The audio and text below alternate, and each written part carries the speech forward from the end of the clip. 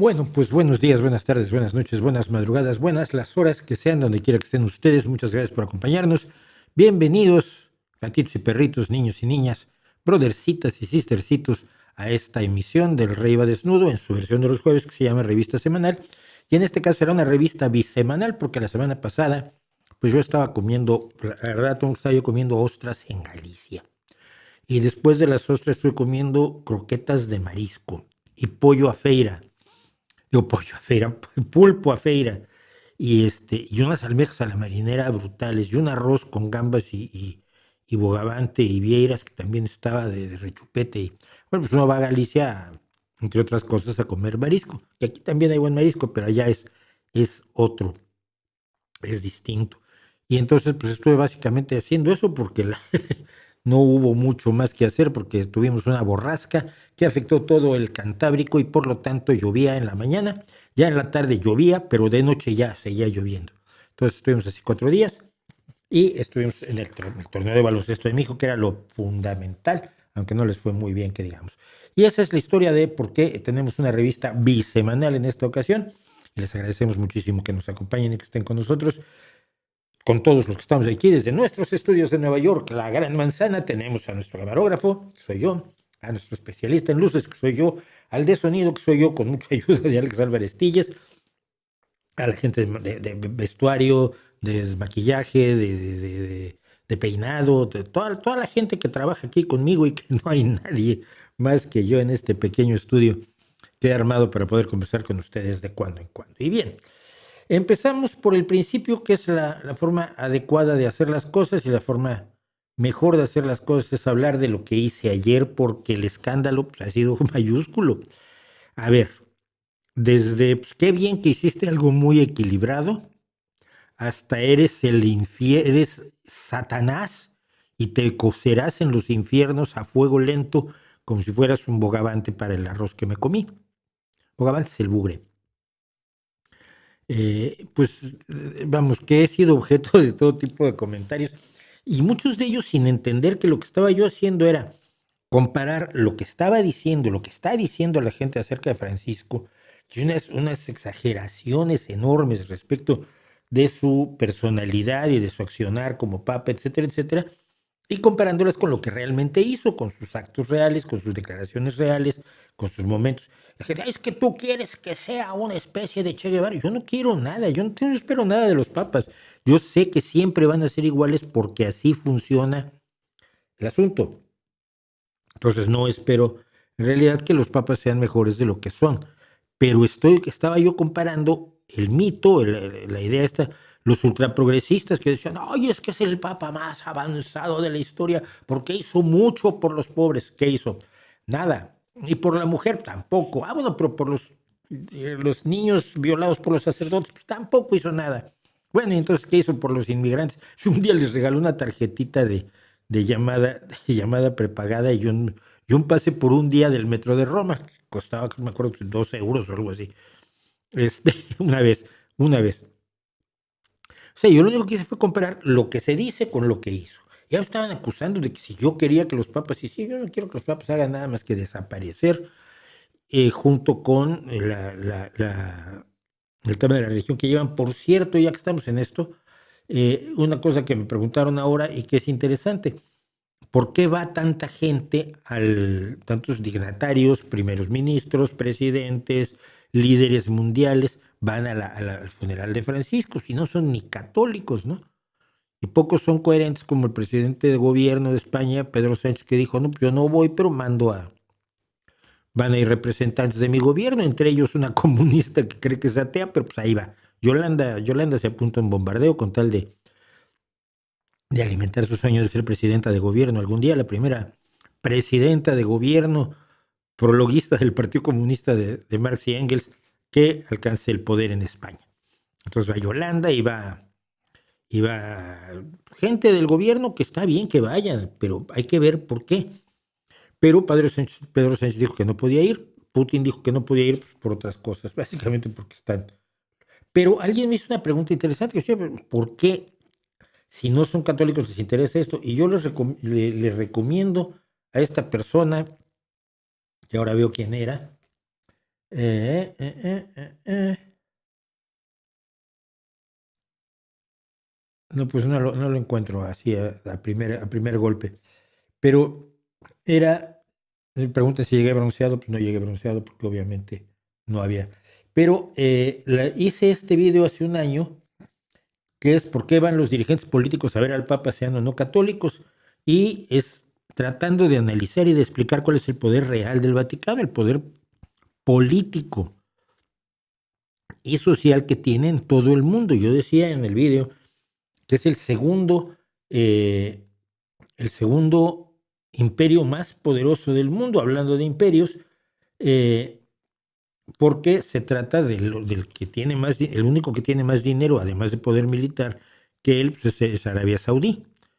Entonces es el segundo imperio más poderoso de monarquía absoluta. Quiero decir que tiene un monarca absoluto que puede hacer exactamente lo que se le dé la gana porque él manda. Así que es el caso. Y alguien, por cierto, Adán Franco me pregunta también que no sabía que había tanta democracia en el Vaticano. No hay democracia, no confundas esto con democracia. Es como cuando mataban al rey en combate y los varones y los condes y los duques y toda esta gente que cree que tiene sangre de bolígrafo se reunía y decía quién iba a ser el rey. Aquí lo eligen precisamente los príncipes de la iglesia, los 135 o 138 cardenales que hay. Son los que se reúnen y eligen de entre ellos a uno que va a ser el monarca absoluto. Pero eso no es democracia, eso es un ejercicio del poder aristocrático más que nada. Bueno, entonces la historia es que por lo menos le ha ido muy bien este video por primera vez en mucho tiempo, porque tenemos en este momento 58,000 visualizaciones y muchísimos, muchísimos insultos hacia mí. Eh, y creo que no se entiende y debe entenderse de qué hablamos cuando hablamos del Papa y de la fuerza y de la importancia que tiene y de por qué es inamovible. No, ni esperen los conservadores un Papa muy conservador, ni esperen los progresistas un Papa muy progresista. Son sueños de opio. La iglesia existe para sobrevivir y va a sobrevivir en sus condiciones nada más. Bueno, pues esa fue la historia y por supuesto hoy como siempre les tengo que pedir que nos apoyen un poco en Patreon, que está arriba a la izquierda, con una donación mensual, o en PayPal con una donación por una sola vez, o en Ko-fi con una donación pequeñita, y los enlaces están aquí abajo en los comentarios, en la descripción, perdón, de este bonito streaming. Luego, eh, quiero invitarlos, por supuesto, a que vean nuestro nuevo canal Oscura Crónica, Obscura Crónica, que ya publicamos la historia del asesinato de Reinhard Heydrich, ejecutar al verdugo, que fue el único jerarca nazi asesinado por comandos aliados, en este caso de la resistencia checa y eslovaca. Y estamos por publicar el asesinato de Pancho Villa, y luego una historia muy peculiar que siempre me ha interesado mucho, que es el de dos mujeres que quisieron cambiar dos revoluciones mediante dos asesinatos. Charlotte Corday, que fue la asesina de Marat, aquel cuadro famosísimo de Jean-Louis David, que todo el mundo conoce, de Marat en su bañera con una puñalada en el pecho. La asesina fue Charlotte Corday. Y luego Fanny Kaplan, que intentó matar a Lenin y no lo logró. Y la historia de las dos asesinas, una frustrada, la otra exitosa, es muy peculiar, sobre todo por los efectos que tuvo en realidad en las revoluciones en las que estaban trabajando. Y en cosas que sabemos, tenemos uno de los personajes que a mí mejor me caen del mundo. Me cae tan bien que a veces me cae gordo, que es Richard Feynman, Premio Nobel de Física. Está representado, aparece en la película de Oppenheimer, por supuesto. Y Feynman fue un premio Nobel y un físico especial, irreverente, como lo dice el título, alguien que nunca se ajustó a las reglas. Por ejemplo, ¿cuántos físicos conocen ustedes que digan pues, que yo quiero aprender a tocar algo para ir a bailar en una escuela de samba a Carnaval de Río de Janeiro? Porque él lo hizo y aprendió a tocar y se vistió con la escuela de samba y anduvo desfilando en el legendario Carnaval de Río de Janeiro, y era muy famoso porque tocaba, y ahí los tienen los bongos. Lo que pasa es que no se tocan bongos, no se puede andar con bongos que van entre las piernas en el Carnaval de Río, y entonces pues utilizó una cosita que es como una sartén a la que le pegas, pero era percusionista básicamente. y era alguien que hacía cosas rarísimas y todas las hacía bien, y un hombre defensor del pensamiento crítico y defensor de una cosa de la que quiero hablar hoy, que es el Dios de los huecos. Así que, pues en Cosas que Sabemos tendremos una brevísima biografía del señor Richard Feynman. Y contado todo eso a toda velocidad, bueno, no a tanta velocidad como yo hubiera querido, me dicen, una buena pregunta de Gamarán: cuando se consiguen libros en bibliotecas públicas, ¿es en detrimento del autor? Sí, claro. Si la biblioteca paga un libro, el libro cuesta 100 euros, dólares, pesos, lo que quieras. De esos 100 unidades monetarias, al autor le tocan 8, 9, 10, así, si es de medio pelo, como era yo, o 11 o 12, cuando ya es mucho, muy importante, te dan hasta el 12%. Y claro, te lo pagan esa vez, y luego el libro lo pueden leer docenas o cientos de personas en la biblioteca pública. Pero creo que la mayoría de los autores, si no es que todos los autores, consideran que, bueno, esto está bien, el libro no solo es para quien lo pueda pagar, y el que haya libros tuyos en la biblioteca pública pues, siempre es una satisfacción. Yo no sé si haya míos en alguna biblioteca pública. Si alguien lo sabe, me lo dice, por favor. Yo creo que alguno debe haber, por ejemplo, el de Superbarrio o el de los periodísticos, el de Superbarrio, el de Los primeros 101 días de Cedillo, deberán estar en alguna biblioteca pública. Si no las ha mandado sacar de allí, por supuesto, Sheinbaum y su banda. Dice Víctor Alejandro que llegué bronceado. No, pues, si el sol no lo vimos ni en foto. Buscabas fotos del sol y salía nublado en Galicia, hombre. Y lo peor de eso es que me hubiera quedado aquí era lo mismo, porque estamos a 4 horas de las Rías Bajas de Galicia, donde estuve, en la zona de Vila García de Arousa, Vilanova de Arousa, Cambados, todo esto. Pues, es el mismo clima, tenemos el mismo clima del norte de España, el Cantábrico, y el extremo del Atlántico. Gracias a Marcos Rey, que habla cosas bonitas mías. Dice, la religión tiene mucho poder político. Sí, por supuesto. Ya era Dan Franco al quien le explico esto de que vea el vídeo que hicimos precisamente sobre el poder real del Vaticano. California está demandando a Trump por los aranceles, eso sé. También tengo entendido que Gavin Newsom, el gobernador de California, empieza a tener ansias, expectativas presidenciales, y no es tan mala idea, ¿eh? No es tan mala idea. Dice que tengo valentía y franqueza con que aborde el tema del mito del Papa Francisco. Bueno, pues es porque no es fácil que me vengan a aflojar las muelas, ¿no? Dice, ¿podrías hablar sobre el papel que tuvo la Iglesia Católica, en concreto Pío XII, en el Holocausto? Creo, no en el Holocausto en general, pero si mal no recuerdo, y si lo encuentro rápidamente te lo digo, tenía yo un video sobre el general de la Segunda Guerra Mundial y la Iglesia Católica. Pero la Iglesia Católica fue cercana, aliada de Hitler, y esto es innegable. Y Pío XII sabía lo que estaba pasando y no hizo absolutamente nada.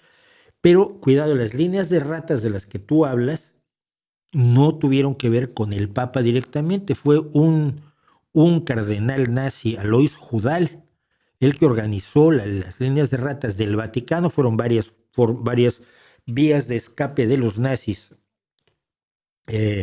después del fin de la Segunda Guerra Mundial. Alguna de ellas pasaba precisamente por aquí, por España. Pero el que organizó las líneas de ratas vía el Vaticano, con la complicidad, por cierto, de algunas personas de la Cruz Roja de aquel entonces, no de la institución en sí, fue Alois Judal, no fue el Papa Pío XII, que de todos modos el Papa Pío XII se comportó de una manera absolutamente impresentable, y luego lo han tratado de blanquear a lo largo de los años, pero no sale muy bien. Almar dice que puede haber el del directo, y en la Ciudad de México hace mucho calor. Manda un poco, mira. Haz un email y le adjuntas un poco de calor, porque aquí todavía no estamos helando, todavía tengo que usar esto, y sigo sintiendo frío. ¿Qué opina de la ideología política de Mario Vargas Llosa? Bueno, opino que es basura. Te voy a decir por qué. Él se definía, con todas las comillas que le quieras poner, como un liberal, pero al mismo tiempo era un neoliberal en lo económico y era un favorecedor de la derecha extrema en lo político, cuando la derecha extrema se enfrentaba a la izquierda. Es decir, él prefería una dictadura de derecha que un gobierno democrático socialista. un gobierno socialdemócrata. Un liberal real, un liberal como los que creen que son estos que no son liberales, que son conservadores disfrazados, no acepta que le den un marquesado. ¿Qué era marqués? Marqués, conde, duque, barón. No, era marqués de Vargas Llosa o algo así. Sí, la monarquía española le ofreció un marquesado y él dijo, ay, pues qué bonito. Y entonces era el marqués, ¿no? ¿Por qué? No sé ni por qué, pero me parece totalmente idiota. Entonces me parece más razonable que hagan Sir a Elton John porque le generó muchísimos ingresos, o a los Beatles porque le generaron muchísimos ingresos al Reino Unido, y porque es una distinción que se le da a civiles. Pero Vargas Llosa, al momento de convertirlo en duque o marqués de Vargas Llosa, pues ya no es civil, ya es parte de la nobleza. Y que alguien acepte eso y luego ande disfrazado como andaba disfrazado él, a mí me parece que era muy, muy incoherente. Él estaba en contra de ciertos autoritarismos, sin duda alguna, pero estaba a favor de otros. Y su liberalismo es muy de esos depende cómo amanecí hoy, qué tan liberal soy, ¿no? Nunca me pareció interesante políticamente. Desde el punto de vista literario, intenté leer La ciudad de los perros, intenté leer Conversación en la catedral y decidí que no era mi estilo. No digo que sea bueno o malo, decidí que simplemente que a mí no me decía nada y nunca lo volví a leer. Bienvenidos, hijos del rock and roll, los saludan los enviados de la noche. No, Juan Pablo Moreira, casi, pero no. Los saludan los aliados de la noche. Por cierto, alguna vez tuve un que ver con Miguel Ríos, muy divertido, no. Venía Miguel Ríos a la Semana Negra, se las voy a contar.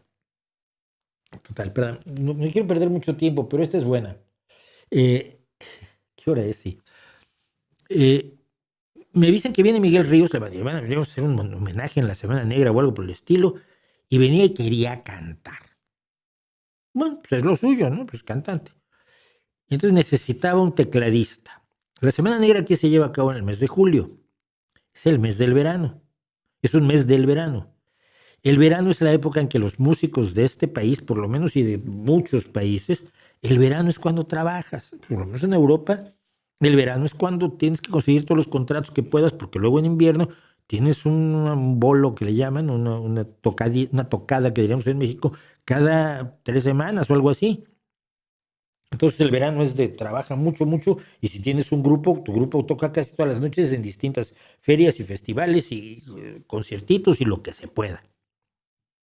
Entonces me dicen, consigue un tecladista. Y yo, pues mira tú qué bien. No podría venir en octubre, le consigo un concertista de piano que puede leer a Chopin a primera vista de cabeza. Pero un tecladista en verano, no me hagas eso. Hablé con todos los amigos que yo tenía. Conseguimos una chica que era estudiante de piano. Buena, era muy buena. Y dije, pues mándenme las partituras y que las vea. Y entonces, esto que pasó, que es que casi lo mato yo a Ríos. Bueno, los presenté y en el hotel, en el sótano del hotel en el sótano que tiene un restaurante, simplemente que está bajo tierra, del hotel, pues ahí se pusimos el piano eléctrico y ensayaron. Y Miguel sintió que, bueno, pues ella tenía mucha inseguridad. A ver, es una chica que estudia piano y que de pronto está tocando con una de las leyendas del rock español, ¿no? Y una partitura que, pues evidentemente, se la vio en la mañana y en la tarde estaba ensayando. Y estaba bastante insegura y Miguel se portó muy bien con ella, no lo puedo negar, pero cuando salimos, veníamos yo al final, veníamos mi chica, su esposa, él y yo. Y bueno, cuando salimos, dice, pues que me hubieran dicho y hubiera yo traído a mi tecladista. Y por poco me le voy al cuello. Le digo, tú no sabes lo que yo sufrí para conseguir a esta chica que toca el piano, pero que no es una tecladista profesional, ni mucho menos. Te lo hubieras traído. Bueno, finalmente se hizo la presentación. Ella con mucha inseguridad, pero finalmente lo sacó adelante. Él la apoyó cuando salía de tiempo un poco, cosas así, pero... Y finalmente las cosas salieron bien, porque la gente además muchas veces no se da cuenta de los errores que ocurren en la música y la nota fallada y el tiempo que se hace más lento, más rápido El público no tiende a darse cuenta de estas cosas. Pero sí, el momento en que me dijo Miguel, es que hubiera yo traído mi tecladista. Y, ay, hijo mío, por ahí hubieras empezado. Y así cosas así me pasaron mucho en la Semana Negra. Bueno, ¿cree que Estados Unidos acabará desintegrándose como la Unión Soviética? No, porque la Unión Soviética era una organización, un país artificial, logrado a través de la conquista y la imposición de los rusos sobre una serie de países a su alrededor que siempre habían además combatido al imperio ruso: Kazajstán, Tayikistán, Chechenia, Bielorrusia, no me acuerdo, son un montón de países, son los que eran 15 países los que conformaban la Unión Soviética. Y fue un país falsificado y que además acababa siendo colonia rusa, que es lo que pasa precisamente cuando el Holodomor, cuando Stalin decide que quiere todo el grano de Ucrania y de Kazajstán para exportarlo para su programa de industrialización, lo que provocó que millones de personas murieran de hambre en Ucrania y en Kazajstán. En Ucrania se llama el Holodomor, no sé en Kazajstán cómo le llaman, la hambruna kazaja, supongo. Lo hizo porque él iba para la gloria de la Unión Soviética, le daba igual Ucrania, que le daba igual incluso su propio país, que era Georgia, que Stalin había nacido en Georgia, o Kazajstán. Entonces, siempre hubo resquemores y recelos de la parte de la población, no de los políticos, obviamente, no de los políticos de los partidos comunistas, siempre hubo resquemor de la población hacia la Unión Soviética. Entonces, cuando lograron independizarse, pues la mayoría de ellos dijeron que bien. No pasa eso con Estados Unidos, donde los estados se van creando con la misma población, que aparece primero en las colonias y que luego tiene toda una inmigración europea gigantesca que va permitiendo que se ocupe lo que hoy es Estados Unidos, hasta finalmente en la guerra de México con México en el 1847-48, cuando se apodera de la mitad del territorio mexicano, que son Nevada, Nuevo México, California, Arizona y no me acuerdo qué más. Bueno, entonces, no se puede disgregar Estados Unidos porque no hay identidades estatales fuertes como había una identidad ucraniana que hay hasta hoy y que es la que quiere destruir Putin, y una identidad georgiana que no la quiere Putin, y una identidad rumana, y una identidad kazaja, y una identidad tachica. Entonces, no creo, eso no es una posibilidad real porque son historias totalmente distintas. Dice Alberto Paz Galloso que a qué sitio de Galicia fui, ya lo dije. Rías Bajas, estuve en Vilanova, en Villa García y en Cambados. Qué bárbaro, un restaurantito en Cambados, que alguien me cayó muy bien porque puse una foto y se veía el mantelito de papel que te ponen y que decía el nombre del restaurante, que es Fonte do Viño, la fuente del vino. Me dijo alguien, ay, qué buen gusto tienes para estar en Cambados. Y yo, hombre, habrá que estar, conoces el mantel menú del restaurante para poder saber que estaba yo presente en Cambados. Entonces, sí, muy bien. El diario Yucatán reportó la presencia de marines de Estados Unidos a menos de 50 millas náuticas de la costa mexicana. ¿Qué tan malo es si puede pasar lo de Tonquín? No tienes una idea de lo que pasó en Tonquín, ¿verdad?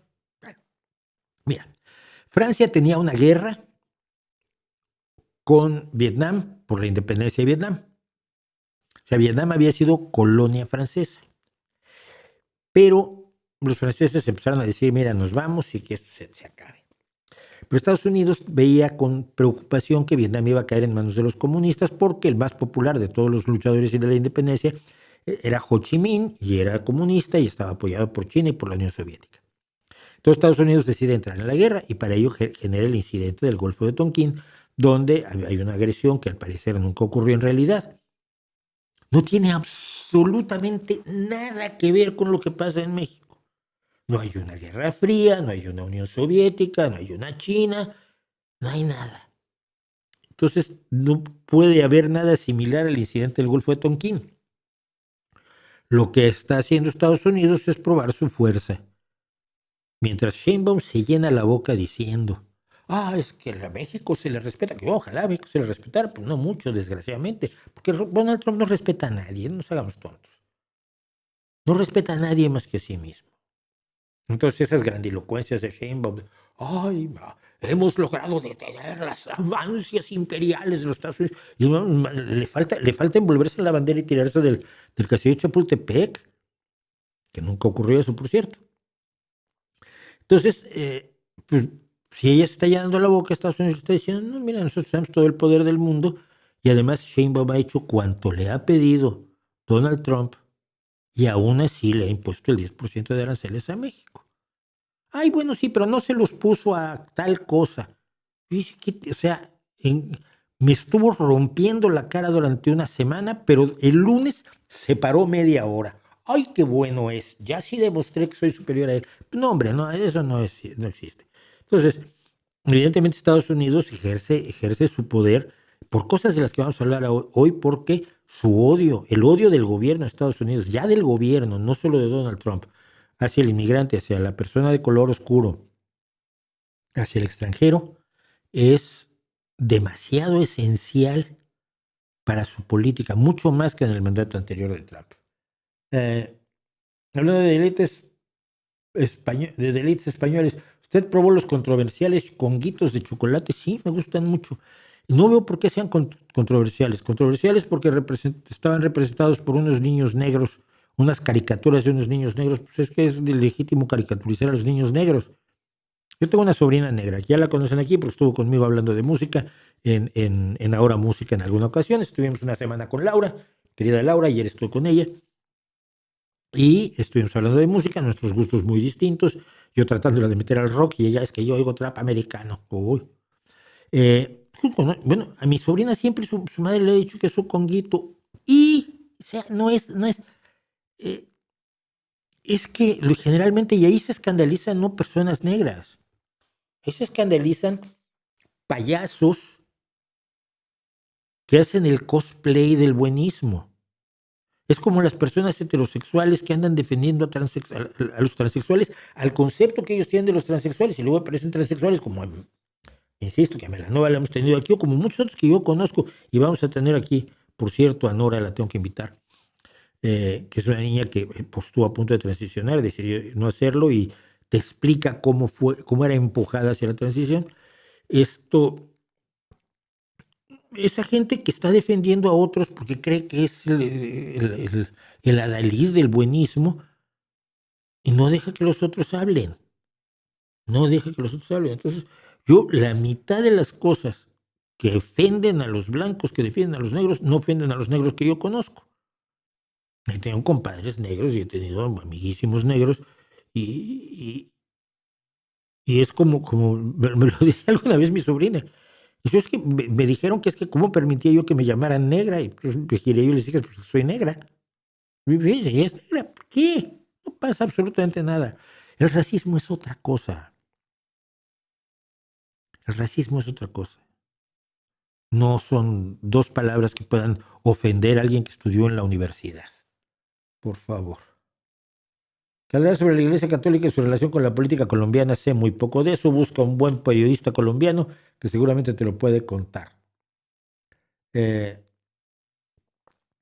y recordando que den like siempre el vitaminino o el vitaminino o como se llame, porque nunca sé cómo apareció. Para pronunciarlo, perdón. Estimado Mauricio, tu opinión de los conciertos musicales de la presidenta de México. Tampoco el insulto gratuito. Es como tocar la lira de Nerón mientras el país incendia en todos los indicadores. Saludos cordiales. Sí, salvo que Nerón ni tocó la lira, ni tocó el violín, ni tocó la gaita, que también se dice, ni estaba en Roma cuando se produjo el incendio de Roma, el gran incendio de Roma.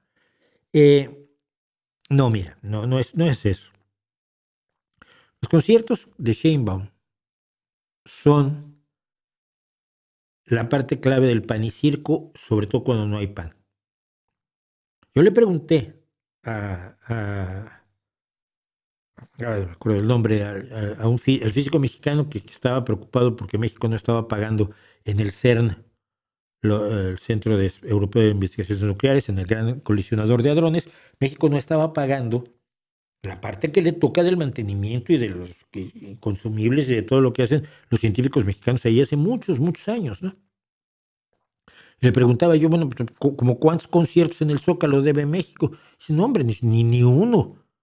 con el dinero de menos de uno de esos conciertos en el Zócalo, se pagaría el adeudo que tiene el país con el Centro Europeo de Investigaciones Nucleares para que los físicos mexicanos puedan seguir trabajando en el Gran Colisionador de Hadrones, donde han hecho aparatos y han mostrado su capacidad y han trabajado para adquirir los conocimientos que se adquieren en un aparato de esos. Entonces, es para autoelogiarse a veces, pero también para distraer a la gente y tenerla contenta, ¿no? Oye, es que los niños con cáncer no tienen medicamentos. Bueno, pero yo no tengo hijos con cáncer y me pusieron un concierto bien bonito, pues estará bien la presidenta, ¿no? Las minorías son las que salen siempre perdiendo. Los indígenas, los enfermos, las personas que necesitan urgentemente atención a la salud, pues la mayoría de la gente está sana o razonablemente sana. Entonces, ahí el cálculo yo creo que es clarísimo, ¿no? Vamos a las mayorías y nos importan un pito las minorías.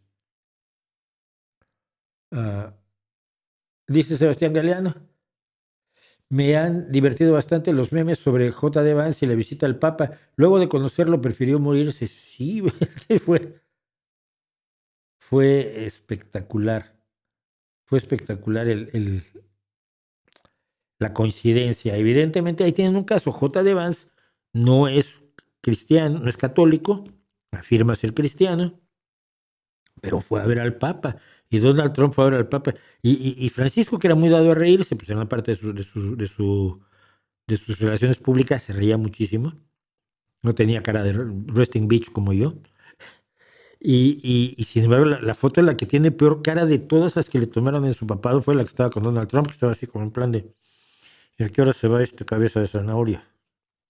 Entonces, bueno, ¿ha visto el documental de la secta de la luz del mundo? No, no lo he visto.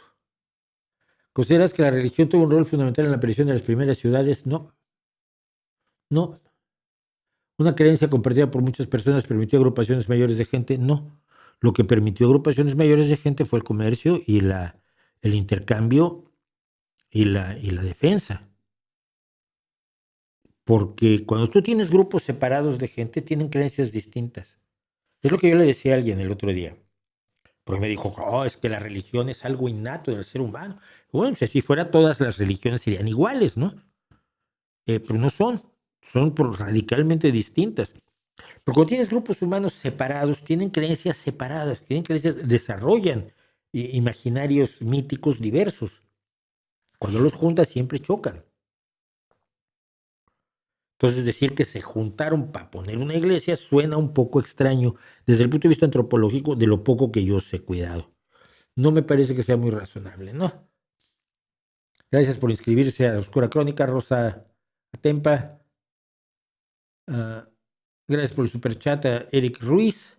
Apoyemos al canal por Patreon. Si se pueden apoyar por Patreon, mucho mejor, de verdad. Porque además, sepan ustedes que con el lío de comercial que ha hecho Donald Trump, pues lo que me pagan, lo que me llega de donaciones o de pagos en dólares, pues se diluye en un tipo de cambio al euro, muy desventajoso para el euro en las últimas semanas. Yo te leí por primera vez en la Biblioteca Central de la UNAM, madre mía, se llama No Soy Batman. Tomaba libros de cuentos al azar, así que si estás en una de las bibliotecas más importantes de México, por supuesto la Biblioteca Central de la UNAM. No sé si estará uno de mis dos libros de cuentos, el último es Más allá no hay nada, y el otro era Escenas de la realidad virtual, el primer libro de cuentos que saqué.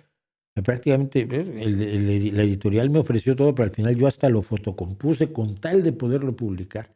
Ustedes no saben lo que hace un autor por publicar. Así que gracias, No Soy Batman. Y si te acuerdas cuál de los dos libros fue, me gustaría saber. Fuiste a las Rías Baixas, y es la segunda vez que estoy por ahí y me gusta muchísimo. Saludos desde Arlington, Virginia, Carolina Infante, como siempre. ¿Ya leyó el cero de nuestra historia de David? No.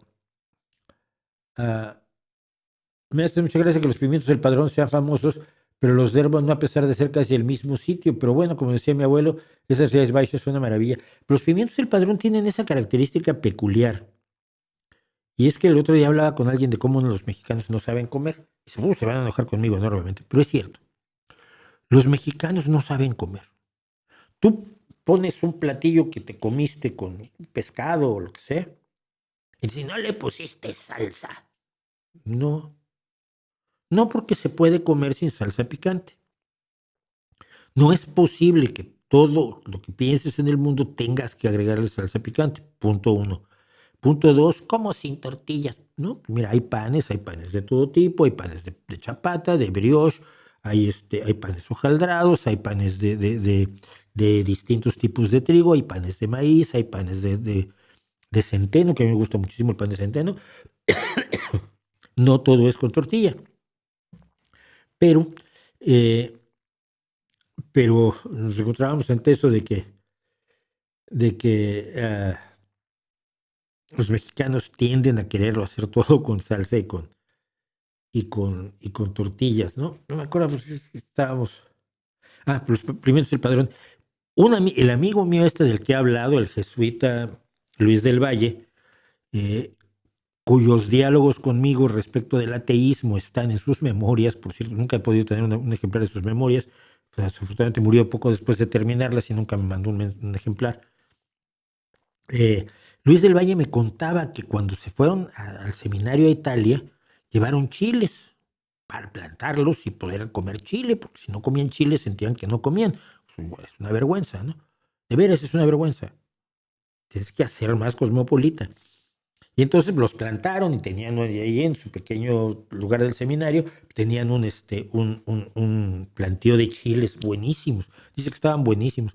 Ya las semillas las volvieron a plantar y empezaron a perder picor y a perder capsaicina. Y tardó muchos años en saber, claro, lo malo es que estudias en el seminario, no estudias biología. Mucho tiempo en darse cuenta de que los pimientos de alrededor de su seminario en Roma tenían polen que iba haciendo la polinización cruzada con los chiles mexicanos, y el chile mexicano no es más que un pimiento, el chile en general, el chile picante es un pimiento picante. Entonces puede ser polinizado cruzadamente e hibridizado con cualquier pimiento que tenga cerca, y entonces pues empezaron a tener que ya tenían más pimientos que chiles, pero de cuando en cuando alguno picaba.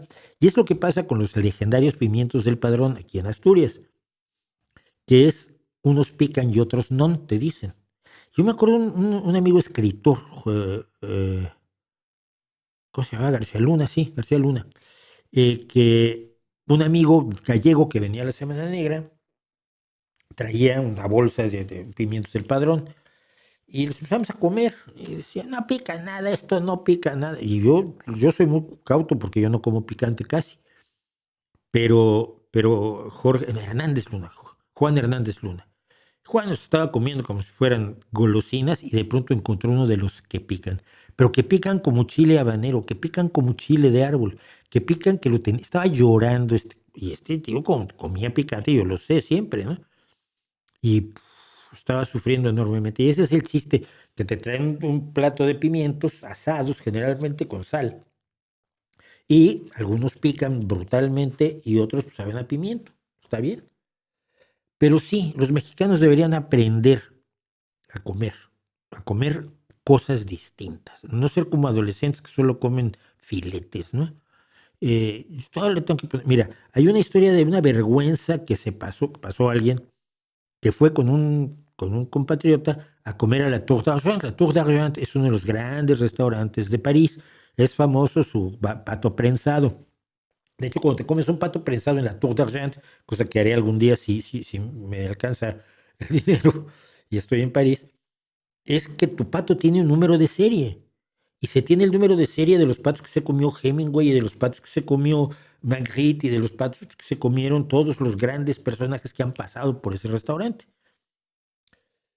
Y un tipo llegó, se sentó a la mesa de allá y pidieron de comer, no sé si pidieron pato prensado, da igual.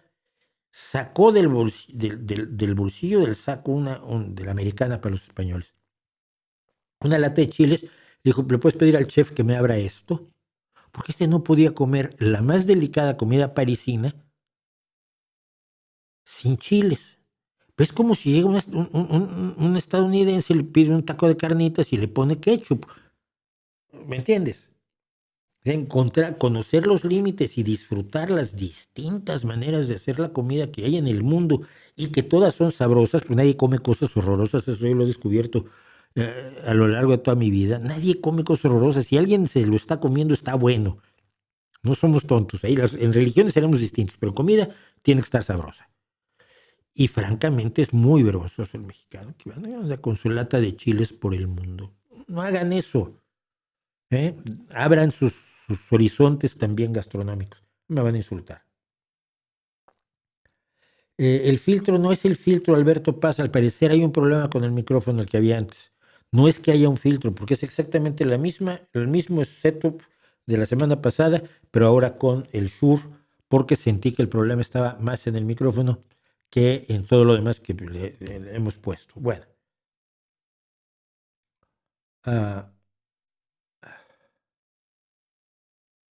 Bueno.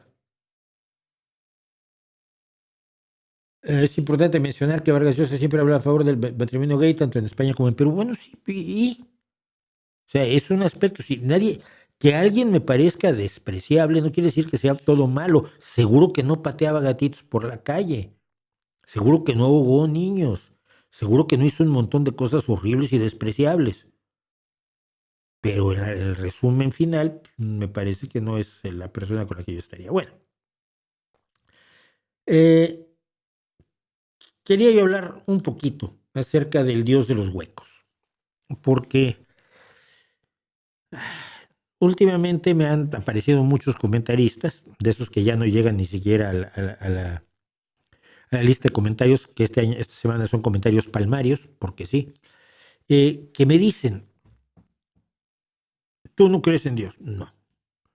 Entonces dime cómo empezó la vida. No sé. A veces es Dios. Es que, ¿por qué esperas que lo sepa? La ciencia está trabajando, en este momento ha descubierto un montón de cosas, pero no lo ha descubierto todo. Pues si hubiera descubierto todo, los laboratorios estarían vacíos. Si se sigue investigando es porque la ciencia, y esto lo he dicho yo en muchas ocasiones, una de las grandes ventajas del método científico es informarnos de cuán ignorantes somos. Los filósofos griegos creían que con pensarle mucho, si les ocurría algo agudo y simpático, ya habían descubierto la verdad, habían adquirido conocimiento. Era muy difícil que reconocieran su ignorancia. Incluso Sócrates, aunque luego diga, yo solo sé que no sé nada. Ya, entonces, ¿cómo me dices tú que el esclavo del Menón sabía trigonometría? O sea, pose menos, por favor. Entonces, la ciencia nos enseña que somos ignorantes. Nos enseña que de todo lo que sabemos, no sabemos casi nada acerca del universo. Alguien usaba una metáfora que era maravillosa. Decía, hacer investigación científica es como encontrar la forma de abrir una puerta. Cuando abres una puerta tienes todo el conocimiento que estaba oculto detrás de esa puerta. Pero también descubres que hay otras 10 puertas. Ahora tienes que abrir esas 10 puertas porque cada una tiene más conocimiento y cada una de ellas te da entrada a una habitación donde hay más puertas. Es decir, que conforme avanza nuestro conocimiento nos hacemos conscientes de nuestra ignorancia. Imagínate lo que es descubrir, como lo hace Edwin Hubble, que el universo no es nuestra galaxia, sino que hay otras galaxias, que el universo es muchísimo más grande que nuestra galaxia y que la nebulosa de Andrómeda no era una especie de bolita de algodón flotando dentro de nuestra galaxia, sino que estaban lejísimos. Y es otra galaxia. Ya no es la nebulosa de Andrómeda, ya es la galaxia de Andrómeda. Descubrir que ya íbamos entendiendo nuestra galaxia, porque había un universo miles de millones de veces más grande, por entender, fue un gran descubrimiento y un descubrimiento de toda la ignorancia que de pronto estaba oculta a nuestros ojos y ahora la tenemos. Y con la evolución pasa lo mismo. No sabíamos cómo se generaban las nuevas especies, no sabíamos por qué encontrabas fósiles de animales que no existían en la actualidad, no sabíamos por qué animales muy parecidos en distintos lugares, como los pinzones de las Galápagos de Darwin, tenían formas de picos distintos y alimentaciones distintas y ocupaban nichos ecológicos distintos. No sabíamos ni lo que era la ecología. Y entonces te decían, Dios hizo a los animales. Era la explicación, era Dios. Pero una vez que ya viste cómo se hacen las especies, cómo evolucionan las especies, cómo vas de lo más, de seres muy sencillos a seres más complejos, que no es que sean, no, la evolución no optimiza, sino busca la mejor solución posible sin fatigarse mucho, Dios se fue haciendo para atrás. Bueno, pues entonces la creación del ser humano, bueno, no, los animales pueden haber evolucionado, pero el ser humano lo hizo Dios en el jardín del Edén. No, mira, que ahora sabemos que procedemos de una larga serie de primates, desde los más primitivos como Lucy, que salen que están en la garganta de Olduvai, en Etiopía, hasta los muchos otros primos nuestros y algunos ancestros nuestros que fueron evolucionando y algunos se cruzaron con otros como los neandertales y así surgió nuestra especie. No se hizo Dios en el... Bueno, pero entonces el origen de la vida, bueno, Dios hizo la vida. ¿Qué es lo que pasó? Que conforme el conocimiento avanza, Dios va quedando en los huecos que el conocimiento todavía no ha podido ocupar. ¿Cómo empezó el universo? No lo sabemos. Tenemos una idea muy clara de cuáles fueron los primeros millonésimas de segundo del universo, pero cómo empezó, y menos aún por qué, no lo sabemos. Entonces inmediatamente salta alguien y te dice, fue Dios. Todo lo que no se sabe fue Dios. Cuando se sabe, entonces empujas a Dios a un hueco más pequeñito, más lejano.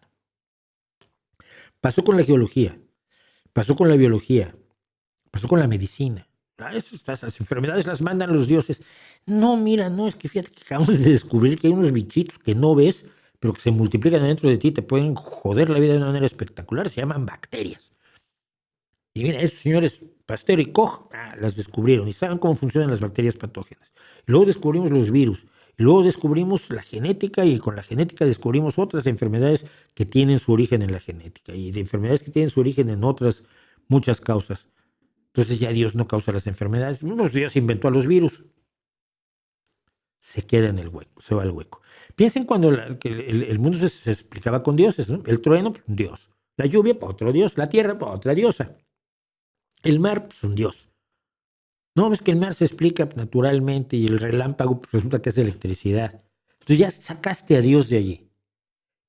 Y va quedando en los huecos que quedan en el conocimiento, en lo que no ha logrado todavía, porque está trabajando constantemente, descifrar el conocimiento científico. ¿No es un Dios muy patético ese? Me pregunto yo. ¿No es un Dios muy triste? Y no es que el Dios sea triste en sí, pues Dios no existe, pero no es terrible que la gente crea en el relato de la Biblia y luego lo vaya readaptando para que su Dios acabe siendo reducido a los márgenes del conocimiento humano, para que su Dios tenga cero relevancia en realidad, porque la mayor parte de las cosas importantes que tenemos y que vivimos, de pronto ya no necesitan la explicación divina. Es el Dios de los huecos. Y ese Dios de los huecos debería ser argumento suficiente para que los creyentes pensaran, igual, existe una alta probabilidad de que que yo creo que esto sí lo hizo Dios, seguro, la ciencia descubra que pues tampoco. No admitir, ni siquiera admitir esa posibilidad, te explica por qué toda posición religiosa es esencialmente irracional. O eso creo yo. ¿Qué más me cuentan? Están multando a camioneros cuando no saben leer y escribir en inglés en Arkansas. Y dice Rosa Tempa que es terrible porque en Arkansas tiene el nivel más alto de analfabetismo. Pues sí, es estúpido. Pero es lo que está pasando. Y está pasando con los inmigrantes, y está pasando con no inmigrantes, está pasando con turistas. Y vamos a ver más adelante por dónde va esto.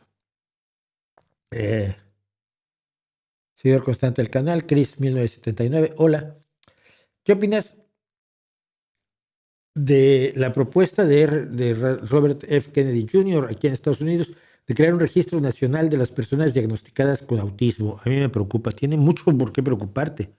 tiene mucho motivo por qué preocuparte. Les voy a decir, a ver, ubiquemos a Robert F. Kennedy Jr. Es un señor que fue adicto a la heroína durante 14 años y que afirma que tuvo la infestación de un gusano que le comió parte del cerebro. Contado por él. Contado por él. Bien. Esta persona nunca ha tenido una clase de biología, una clase de medicina, de fisiopatología, de genética, nada. Pero tiene una serie de sólidas creencias respecto a la salud. Ayer yo lo oía decir, porque oí un trozo de un discurso de él que me pasaron, me decían, esto es de locos. Decía él, cuando yo era niño nadie hablaba del autismo, nadie hablaba del síndrome de Tourette, nadie hablaba del déficit de atención y ahora todo está allí. Esto ha ocurrido desde que yo era niño hasta hoy. Esto se ha multiplicado enormemente. Dices, no, mira, el Tourette se describió en el siglo XIX, el autismo se describió a principios del XX, y lo que ha pasado es que muchos diagnósticos que antes no eran de autismo, eran de otras cosas, se ha descubierto que son autismo. Entonces, evidentemente ha crecido el número de personas consideradas autistas, así como se ha reducido el número de personas que tenían otras enfermedades que resulta que no eran, sino que están dentro de lo que hoy se llama el espectro del trastorno autista, ¿no? No tiene idea, pero está obsesionado con la idea de que hay un elemento ambiental que está provocando la epidemia de autismo sobre todo y de otras afecciones que tampoco son tan graves, ¿no? Pero algunas no son tan graves. Pero las pinta de una manera aterradora. Él dice que la gente con autismo nunca va a jugar béisbol, ni va a jugar baloncesto, nunca va a poder tener un trabajo, nunca va a poder firmar un cheque, nunca va a poder escribir un libro. Y tú dices, pero ¿qué crees que es el autismo subnormal? O sea, hay jugadores de baloncesto autistas, y hay científicos autistas, y hay escritores de libros autistas, y hay expertos autistas de las más diversas disciplinas. El autismo es una forma de ser, no es una enfermedad incapacitante. La gente esté babeando en un rincón, mirándose los dedos. No. Por eso es tratable el autismo, pero es congénito, no es algo que le causa, que se le presenta a los niños por una influencia externa que él cree que son las vacunas. Cuidado, aquí todo lo que se centra es que las vacunas y otras cosas como la fluoración del agua para evitar las caries causan estas enfermedades, causan estas afecciones. Se le ocurrió, lo asegura, no tiene idea. Si tiene esa visión de las personas autistas y quiere hacer la lista de todos los que tienen autismo, estamos a esto de no me acuerdo cómo se llamaba, el proyecto de eugenesia del nazismo, ¿no? Identificar a todas las personas con retrasos mentales, disminuciones físicas, discapacidades, la gente que vive una vida que no merece vivirse. ¿Y luego qué haces con ellos? Los nazis los ejecutaron. Yo recuerdo un cartel que he usado en varias ocasiones contando cuánto se comía, cuánto costaba en marcos lo que se comía una persona con una discapacidad mental grave al año y cómo ese era un dinero que debería conservar el Reich. Entonces, si eso es lo que te preocupa, Carolina, es lo que me preocupa a mí también. Tiene una visión incorrecta tanto del autismo como de las causas del autismo y de los niveles del autismo, porque además hay gente que tiene unos niveles. A ver, yo tengo, se supone, según diagnósticos varios que he recibido, yo soy lo que antes era un Asperger, pero altamente funcional. Y sí, puedo jugar al baloncesto, hasta le reboteo todavía a mi hijo cuando se viene a tirar aquí a la pista y no tiene a nadie que esté, pues yo le reboteo. Y sí puedo escribir libros, llevo 17, y sí puedo casarme y tener hijos, llevo 3, y puedo tener mucho. Todo eso que dice que no pueden tener un autista, porque no sabe de qué está hablando. Estamos hablando de una persona que un día encontró un oso muerto y decidió que se lo podía comer, un oso que habían atropellado y para él es comida. El tipo está muy mal. Y sí es un peligro. Y lo que va, el desastre de salud que se va a producir en Estados Unidos es grave, sobre todo porque se desborda para México. En México y en el norte hay 450 o 500 casos de sarampión, porque claro, como no ha habido vacunas, porque el señor López Obrador necesitaba hacer otra cosa, pues tampoco ha habido vacunas para todos. ¿Qué opina del perdón que ofreció la Iglesia Católica en Colombia en el caso de los pederastas? Que es absolutamente vergonzosa. Es absolutamente vergonzoso. Mira, hay cosas que son perdonables. Hombre, el que roba un pan por hambre o para alimentar a sus hijos, pues mira, dices que se robar está mal, pero lo entiendo, vaya. Pero atacar a un niño. Es que es ir sobre la debilidad, ir sobre la indefensión, ir sobre el abuso, no solo el abuso físico. Yo siempre he subrayado esto mucho. No solo el abuso físico, yo soy más grandote y puedo hacer con él lo que quiero, sino la autoridad moral. El padre que deja a sus hijos en manos de un sacerdote le está dando al sacerdote toda la autoridad moral, le dice a sus hijos que ese es un hombre de Dios, que está en contacto directo con Dios, que tiene que portarse muy bien con él porque él es un hombre bueno y santo. Y si el hombre santo te pide que hagas algo que te parece horroroso, lo haces porque te parece santo. Ese abuso de autoridad configura muchas veces el abuso sexual. Es lo que hace problemática la relación entre un hombre de mucha edad y una mujer de muy poca edad. No es otra cosa que, hombre, con los años el colmillo le crece y sabe manipular mejor o seducir mejor. Entonces, pues cuando hay ese desequilibrio o desequilibrio en poder, el jefe de la oficina con la secretaria, que hay casos maravillosos de matrimonios entre el jefe y la secretaria, pero tiene que manejarse con cuidado para que no sea un ejercicio de poder, sino que sea efectivamente una posibilidad de crear una pareja entre dos iguales. Todo eso se concentra en el abuso contra los niños de la Iglesia Católica. Y que no me diga la Iglesia Católica que está a favor de los más desprotegidos cuando ha desprotegido a los niños cada vez que se encuentran ante estas barbaridades y ha pagado por el silencio de la gente y ha acusado de mentir a los que luego a los 40 o 50 años denuncian lo que les ha ocurrido. Y yo creo que es absolutamente insostenible. Es probablemente de todas las atrocidades que ha hecho la Iglesia Católica, me parece la peor. ¿Por qué? Porque aliarse a dictadores es parte de su proyecto político. Tiene un proyecto de poder político y terrenal que siempre ha ejercido. El Papa tenía ejércitos hasta el siglo XIX, si no es que al XX. Y ha querido el poder territorial y la mitad de Italia eran los estados papales, hasta que llegó Garibaldi y le dijo, pues me parece que no. Ya luego Mussolini les devolvió el Vaticano. La Iglesia siempre ha manejado el poder político terrenal, el poder del militar, el poder económico, un poder económico enorme. Y hablamos aquí alguna vez de la historia del Banco Ambrosiano y la Logia P2. Todo eso es parte del juego de poder, pero esto, el tener, el tener parejas o el contratar prostitutas o prostitutos, todo eso está dentro del juego del poder. Pero el abusar de los niños se sale totalmente de la lógica que podría tener como potencia política, como imperio, el Vaticano. Es simple y sencillamente el no dar su brazo a torcer y el proteger a los sacerdotes, que son los seres, a los sacerdotes agresores, que son los seres más brutales y despreciables que yo me imagino que haya, y protegerlos porque creen que así protegen a la iglesia o porque así están protegiendo a la iglesia. Aunque sea en contra de todo aquello que luego van y predican desde sus púlpitos, que se caigan todos los púlpitos. Así que me parece lo más horroroso del mundo.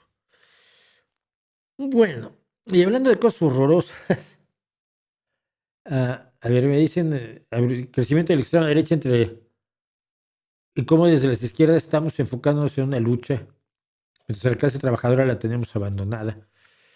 Pues yo no sé si la tenemos abandonada, fíjate. No lo creo. Yo creo que la cuestión es más compleja, pero no es eso. Donald Trump es el presidente que más rápido bajó en popularidad desde 1953. ¿Cree que sus votantes fueron víctimas de la ignorancia por no hacer caso a las advertencias que hacían los expertos? Pero es que los expertos, la gente desprecia ya a los expertos, ¿no? ¿Qué va a saber él? Yo sé más. John F. Kennedy sabe más que, digo, Robert F. Kennedy sabe más que todos los médicos de este mundo.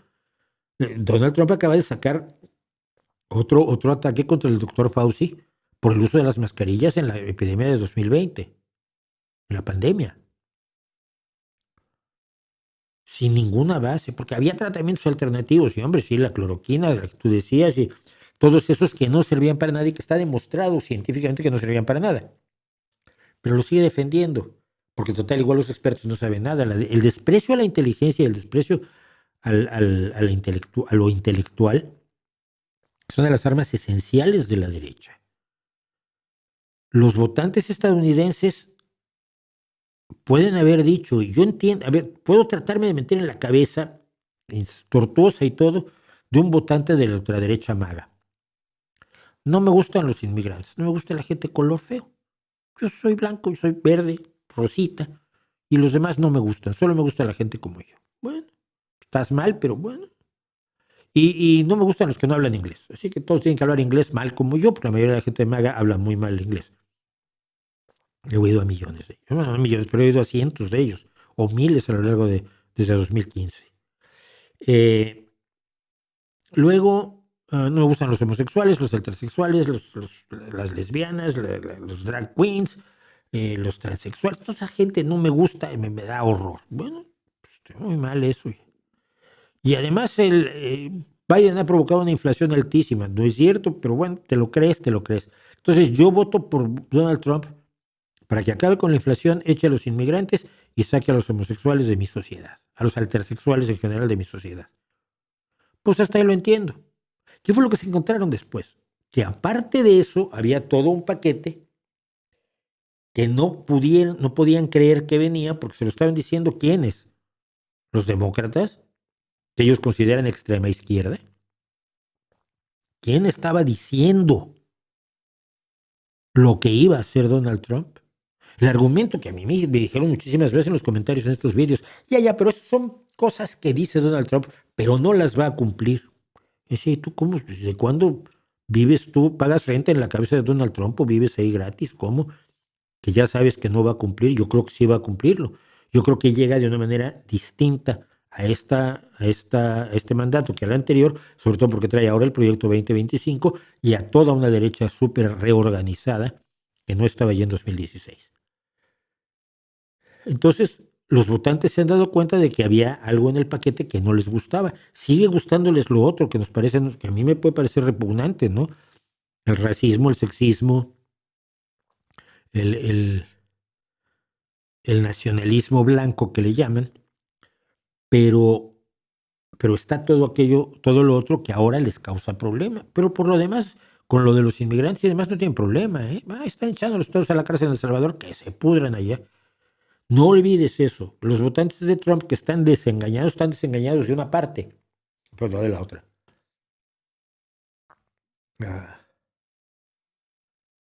¿Qué piensa del contenido generado con IA invadiendo todas las redes sociales? Que no va a durar. No va a durar. Yo siento que la gente se está preocupando demasiado. Mira, todo lo que visualmente es IA ya nos resulta repelente, ¿no? México lo usó hasta para el Día de la Educadora. Hicieron una cosa con inteligencia artificial horrorosa, donde entre otras cosas había una profesora agarrando un libro que estaba del otro lado de los dedos, y luego había un niño que tenía dos manitas aquí y una manita que flotaba por aquí, así como dedos, el de los Locos Adams. Y es repelente. En lo visual es totalmente repelente. He estado viendo, porque me lo pasa a YouTube en los shorts, a una supuesta estrella de IA que pseudo toca la guitarra y canta, porque canta muy bonito, porque es melodía y voz generadas por inteligencia artificial. Una chica que es muy atractiva hasta que te fijas bien y te das cuenta que es falsa, que está en lo que llamaban el Valle de la incomodidad de Uncanny Valley. No es de la incomodidad, de Uncanny es lo que es no creíble. Entonces, no creo que haya demasiado de qué preocuparse, pero la gente, finalmente todo te lo están vendiendo con inteligencia artificial, hasta las aspiradoras ahora, no lo olvidemos. ¿Qué puedo decir del silencio? Que no soporto a Bunbury. No soporto a Bunbury y no soporto a Bunbury. No soporto a Bunbury porque se cree la reencarnación de Jim Morrison. No soporto a Bunbury porque sus letras no me dicen demasiado.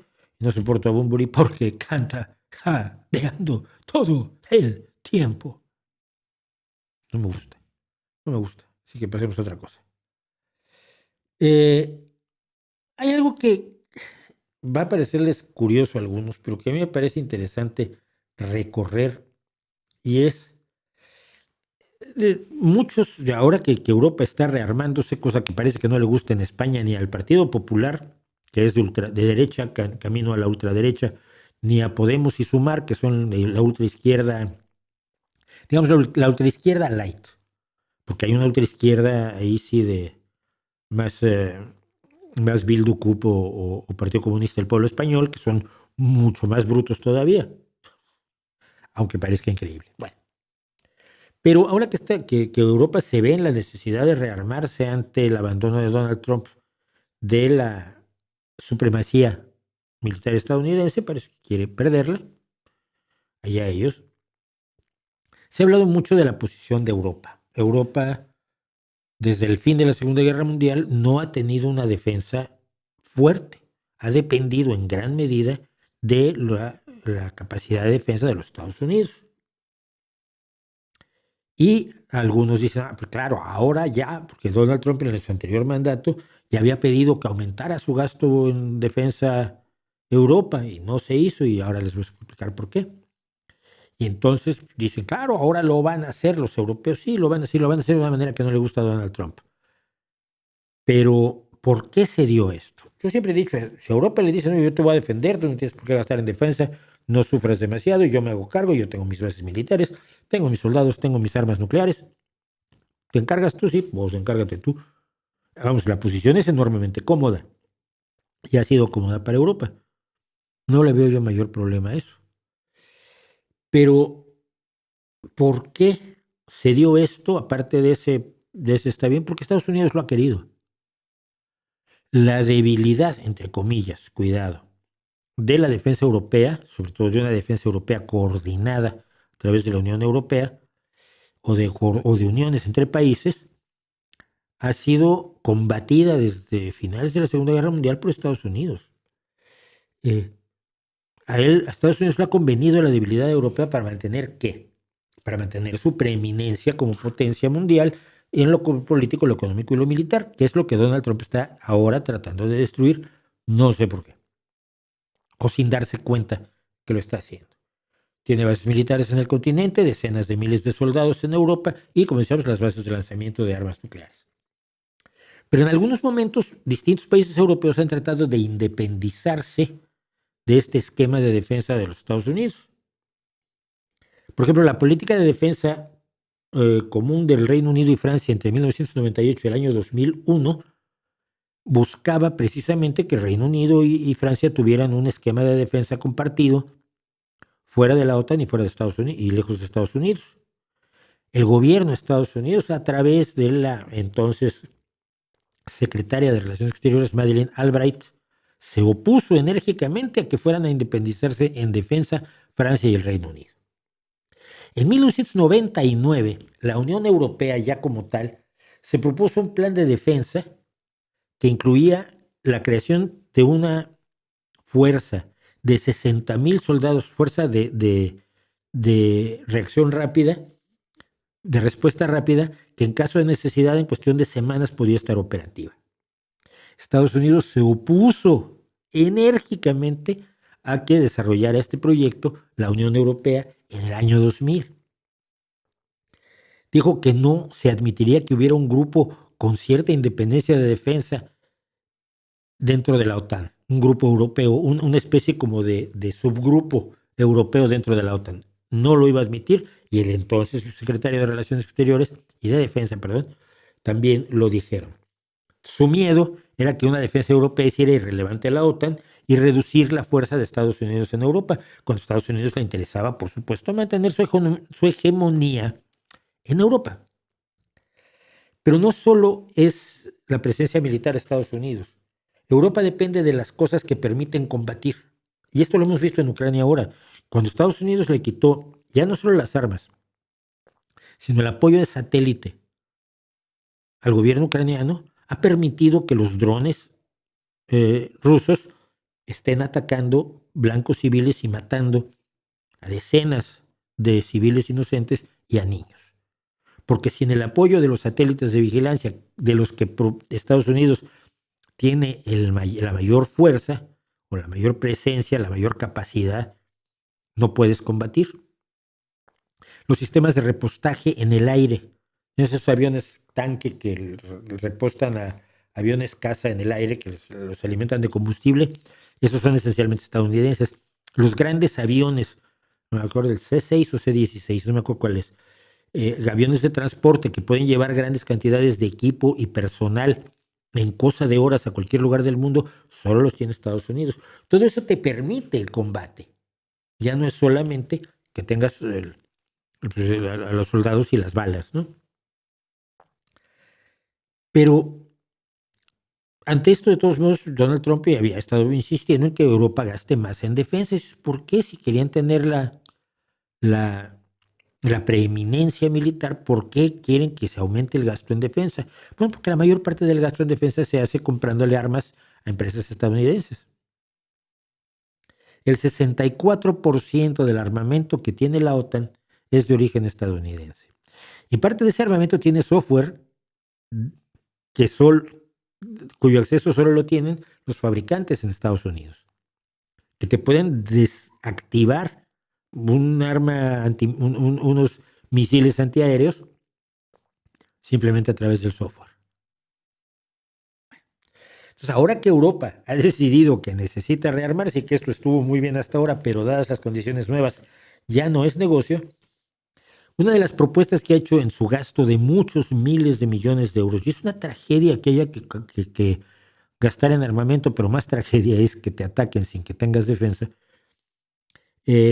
Uno de los requisitos, uno de los objetivos de la Unión Europea en el gasto militar que se va a realizar por parte de los países y por parte de la Unión como tal, es que se compren el material bélico a proveedores europeos.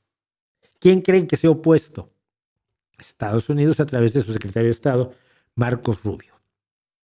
No, tienen que comprarle a fábricas estadounidenses como Boeing o como las distintas más importantes fábricas proveedoras de armas de Estados Unidos. Una Europa militarmente poderosa es una potencia que Estados Unidos no debería querer tener como competidora, pero que va a tener. Económicamente, lo comentábamos creo hace 2 semanas, la Unión Europea en su conjunto, los 27 países que hoy forman la Unión Europea, tienen una economía del mismo tamaño que la estadounidense, con una población en general mucho más preparada, debo decir, simplemente en cuanto a cantidad de estudiantes universitarios, en cuanto a visión progresista de la realidad.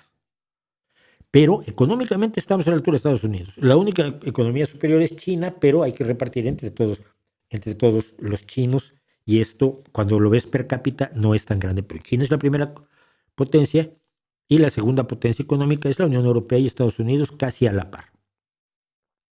Si Europa se ve obligada y se está viendo obligada a ser una potencia militar, los que hablan de la multipolaridad porque quieren que Putin se apodere de media Europa, están olvidando el pequeño detalle de que un mundo multipolar puede tener a la Unión Europea como una potencia y que al menos tiene el proyecto social y económico y político más razonable de todo el planeta. Y no me digan que no, sin haberlo estudiado, ¿sí? Por favor.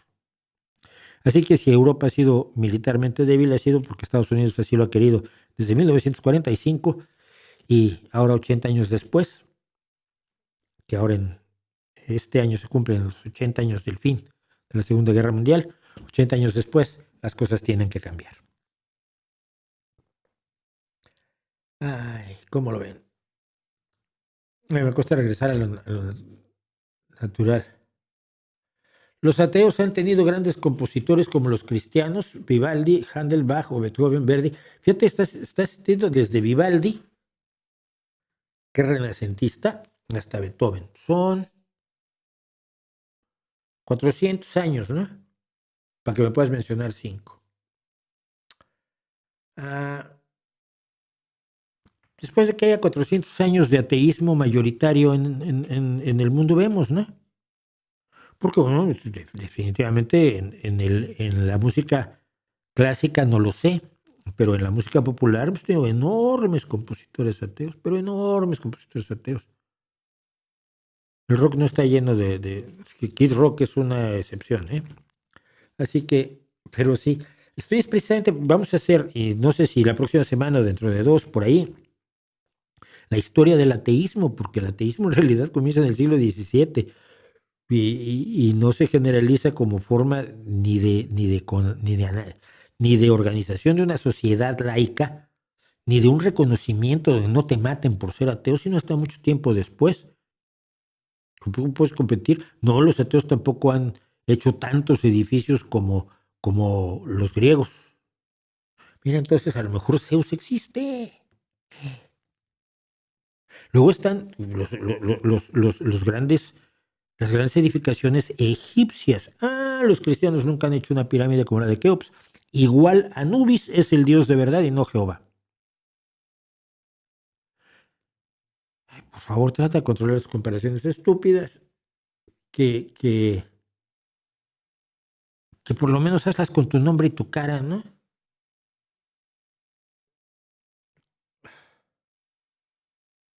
Ah, ¿Por qué esa insistencia de algunos gays en ser de una religión en la que la mayoría de los integrantes los desprecian y cuando no les odian, sí creen que se irán al infierno? Porque si te crían bajo una creencia y no te han dado la oportunidad de pensar críticamente, quieres la aceptación de esa creencia, quieres que se adapte a ti tu creencia porque ya has invertido emocionalmente mucho en ella. También puede sonar raro, pero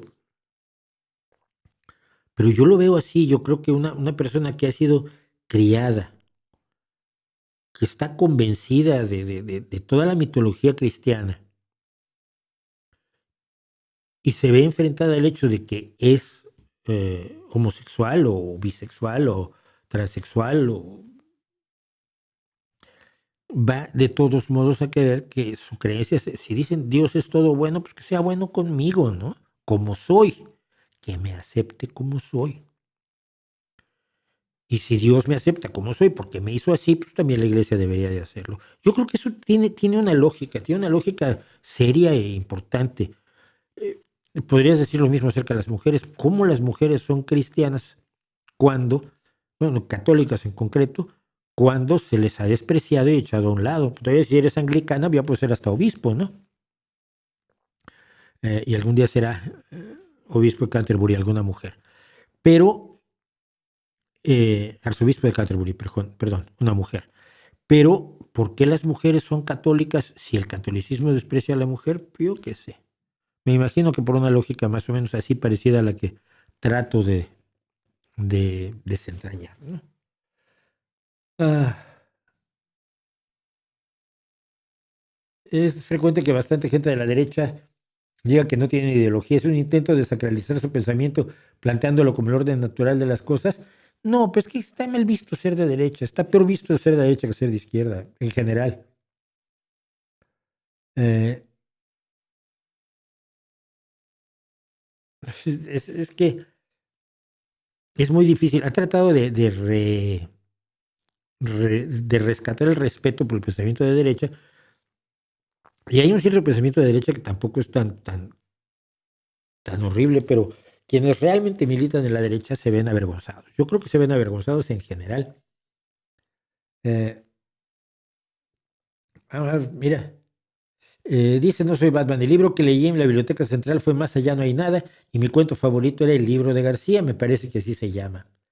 Nuevo llamamiento, por cierto. Qué bueno, qué bueno. Este es uno de los cuentos que más me gusta de los que he escrito yo en toda mi vida. Bien, la historia esto ya he pedido ayuda, pero vuelvo a pedirla. El libro de García me fue comprado por los productores de una serie de antología de cuentos en televisión, se llamó Cuentos para Solitarios. Lo dirigió un conocido mío que es Carlos García Gras. Estuve en 2 días de la grabación, de la filmación, en realidad, del cuento, del libro de García. La adaptación, el guión para televisión lo hice yo, es decir, me compraron los derechos del cuento y me pagaron además por hacer yo mismo la adaptación del guión. Creo que porque Carlos dijo que yo lo podía hacer. Yo he escrito guiones tal y cual. Entonces vi algunas de las primeras, un par de escenas que se filmaban de mi adaptación de mi cuento El libro de García. Esto fue en 1994. 30 añazos, hermanitos. Y nunca vi la obra. Nunca vi el cuento grabado, filmado, terminado. Nunca vi el programa de televisión. Y sé que a veces lo pasan, a ver si lo siguen explotando, y me parece muy bien que lo sigan explotando. Ya me deberían pagar residuales de derechos de autor, pero no lo van a hacer. Pero por ahí en el mundo andan copias de el libro de García en la serie Cuentos para Solitarios. Si alguien sabe cómo acceder a uno, se los agradeceré muchísimo, porque me encantaría ver cómo quedó finalmente eso. Un amigo chef, dice Gelvita, decía que considera un insulto a su profesión la gente que a todo le pone limón, y coincido. Sí, lo de limón es otra muy, muy mexicana. Bueno,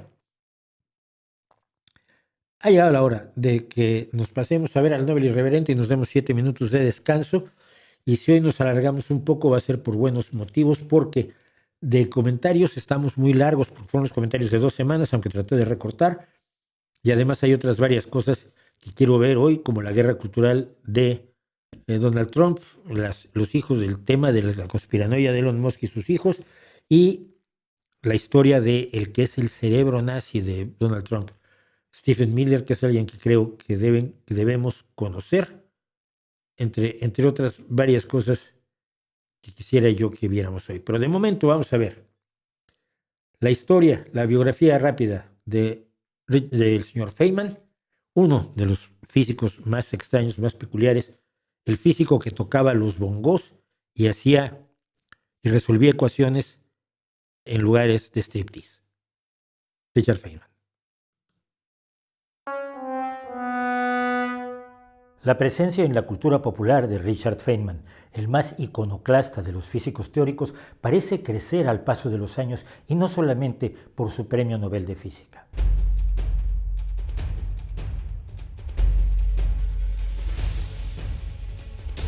Le gustaba la fiesta, frecuentaba asiduamente clubes nocturnos, era un don Juan inveterado, tocaba los bongos y otras percusiones, e incluso llegó a ser parte de una escuela de samba, exhibiendo a lo largo de toda su vida una actitud desenfadada, divertida y aventurera. Y todo esto sin ser una estrella del mundo del espectáculo, sino uno de los más brillantes físicos teóricos del siglo XX. Richard Feynman, premio Nobel en 1965, que detestó hasta el final de su vida haber ganado ese premio, un dolor de que le había impedido hacer cosas como la gente normal. Porque decía, el verdadero premio es el placer de averiguar las cosas, el golpe del descubrimiento, observar a otras personas usarlo. Esas son las cosas reales. Si algo distinguió a Richard Feynman fue seguir siempre su propio camino como figura independiente, antiautoritaria y audaz de un siglo en el que la física avanzó más que en toda la historia humana anterior. Nacido en el condado de Queens, en Nueva York, en 1918, en el seno de una familia de inmigrantes, el padre ruso y la madre polaca, se vio impulsado hacia la ciencia por su propia inquietud y por su padre, a quien citaría abundantemente a lo largo de toda su vida en entrevistas, conferencias y conversaciones. Su facilidad y gusto por las matemáticas se hicieron evidentes muy pronto y lo llevaron a obtener el campeonato de matemáticas de Nueva York cuando cursaba su último año de bachillerato. A los 17 años entró al Massachusetts Institute of Technology para estudiar matemáticas, pero el deseo de aplicarlas al mundo real lo llevó a la física. Obtuvo la licenciatura en ciencias en 1939 y pasó a Princeton a realizar su doctorado, que finalizó en 1942. Todavía estaba en Princeton cuando se le propuso ser parte del proyecto Manhattan para el desarrollo de una bomba atómica. Se unió al proyecto como físico junior, con miedo, como todos, a la posibilidad de que la Alemania nazi desarrollara la bomba antes que Estados Unidos, y pronto se encontró a cargo de la división de física teórica. Pero mientras trabajaba tratando de adelantarse a los nazis, la personalidad de Feynman se expresó de otra forma en los laboratorios secretos de Los Álamos. Decidió, por ejemplo, estudiar libros sobre cómo abrir cajas fuertes y se dedicó a conocer el funcionamiento de los cerrojos de combinación que se usaban en el proyecto. Una vez dominada la habilidad, se dedicó a abrir muebles, incluidos los escritorios de sus colegas, que tenían los documentos más secretos, y dejándoles notas bromistas que no causaron muchas sonrisas en el ejército, que llegó a temer que todo fuera obra de un espía. Terminada la Segunda Guerra Mundial, Feynman pasó a ser profesor de física teórica en la Universidad de Cornell hasta 1950, cuando pasó a ocupar el mismo puesto en el California Institute of Technology, universidad en la que permanecería durante el resto de su carrera profesional, dando clases y desarrollando sus brillantes ideas sobre la mecánica cuántica. Llegó así 1965 y el premio Nobel que se le concedió por su trabajo fundamental en la electrodinámica cuántica, que tiene profundas consecuencias para la física de las partículas elementales. El Nobel sería solo uno de los muchos galardones que recibió por su trabajo, pero el físico brillante, capaz de desarrollos matemáticos que admiraban a sus geniales contemporáneos,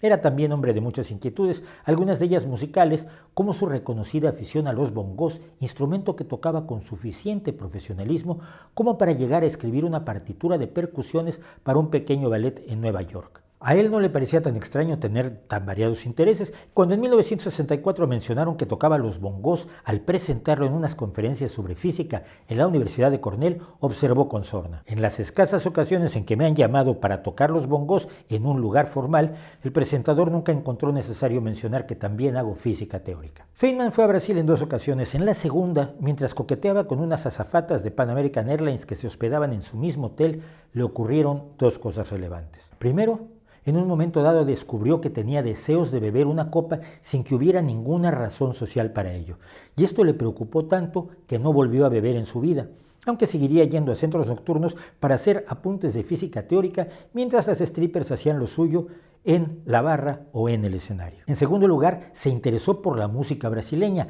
tanto que aprendió a tocar un pequeño instrumento llamado frigideira, una pequeña sartén que se golpea con una varilla metálica, y terminó participando con el correspondiente traje visualmente impactante en el Carnaval de Río de Janeiro con una escola de samba. Y en medio de todo esto, Feynman llegó a la conciencia pública debido a su pasión por explicar la ciencia, por ser profesor no solo de física teórica, sino del valor que tiene la ciencia en nuestra sociedad, de la importancia del pensamiento riguroso y ordenado, del peligro de las creencias irracionales, incluso referidas a la ciencia, pues, como solía decir, la ciencia como tal no demuestra nada. Lo que demuestra las cosas es el experimento, el trabajo, los datos. En una entrevista de 1981 decía: puedo vivir con la duda y la incertidumbre y el no saber. Creo que es mucho más interesante vivir sin saber que tener respuestas que puedan estar equivocadas. Esta actitud intentó enseñarla no solo a sus alumnos, sino a toda una sociedad necesitada de comprender la postura del científico. El último trabajo públicamente relevante de Richard Feynman fue en 1986 como miembro del comité designado para investigar la causa de la explosión del transbordador espacial Challenger, que estalló poco después de su despegue, y donde Feynman no solo descubrió que las juntas tóricas de los motores de combustible sólido habían sido la causa del problema, sino que detectó y denunció los problemas de falta de comunicación entre los ingenieros y los ejecutivos de la NASA. Feynman ya había sido operado de un cáncer estomacal en 1979 con un resultado alentador que daba esperanzas de que se hubiera extirpado totalmente el mal. Sin embargo, el cáncer recurrió en 1987 y finalmente causó su muerte el 15 de febrero de 1988. Feynman estuvo dando clases y entrevistas hasta 2 semanas antes de esa fecha. Según su biógrafo, el periodista científico James Blake, las últimas palabras de Feynman fueron: odiaría morir 2 veces. Es tan aburrido. 2 libros reúnen las conversaciones informales y divertidas que Richard Feynman tuvo con Ralph Layton, un baterista aficionado y productor de cine que fue gran amigo del físico. ¿Está usted de broma, señor Feynman? ¿Y qué te importa lo que piensen los demás? Son dos libros que quizás no nos enseñan mucha física teórica, pero nos enseñan sobre la claridad de pensamiento, el rigor y el humanismo que Richard Feynman promovió durante toda su vida.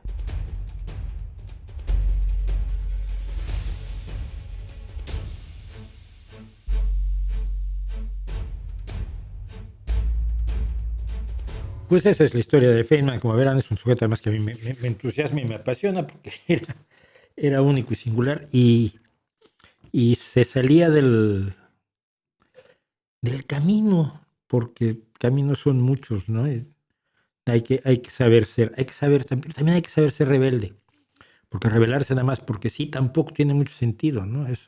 Finalmente es postureo. No, Feynman es de los que sí me entusiasman como persona, aparte de su valor, por supuesto, como físico, y nunca lo escuché tocar los bongos. Susana Villarreal me pregunta cuáles son mis pintores favoritos. Empecemos por Vincent Van Gogh. Creo que es el pintor que más me impresiona, me gusta, me entusiasma, me habla al oído constantemente. El segundo, simplemente por la magnitud de su obra y lo impresionante que es Miguel Ángel. He estado en la Capilla Sistina. Me gusta mucho Magritte, por ejemplo. Me gusta mucho Caravaggio, sobre todo, yo lo he comentado en varias ocasiones, la luz de Caravaggio es algo que yo cuando hice fotografía, y cuando hago fotografía todavía trato no de reproducir, pero trato de entrar en ese mundo de luces y sombras que creó Caravaggio, que me parece importantísimo. Tintoretto es un pintor que me gusta muchísimo.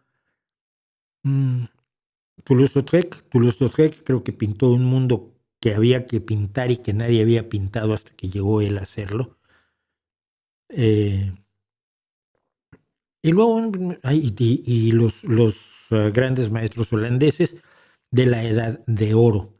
La pintura de géneros holandesa, la pintura donde en vez de pintar cardenales y arzobispos gordos y desagradables y reyesotes y condes y marqueses, pintaban panaderos y guitarristas y violinistas y carniceros y mujeres que tocaban la gaita y fiesta y pueblo.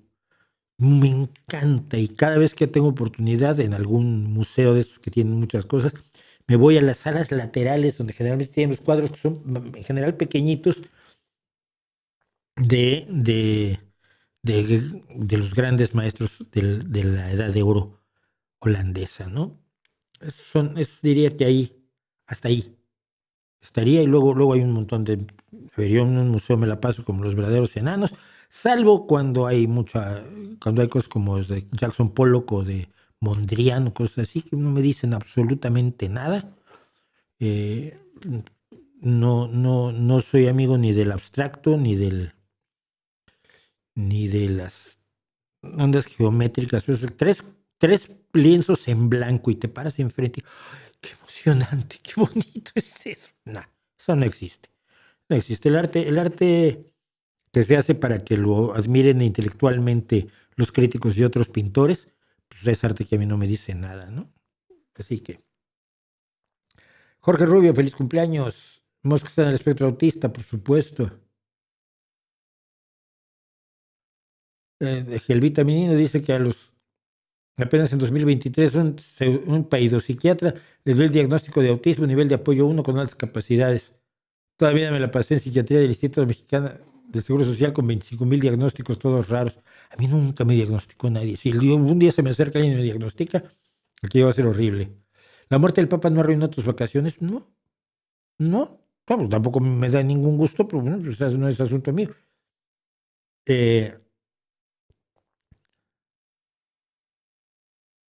J. D. Vance se convirtió al catolicismo en 2019.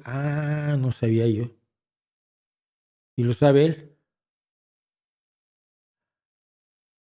Estados Unidos, por alguna razón que no puedo entender, creen que porque una persona tiene mucho dinero, su opinión automáticamente es válida en cualquier otro campo del conocimiento.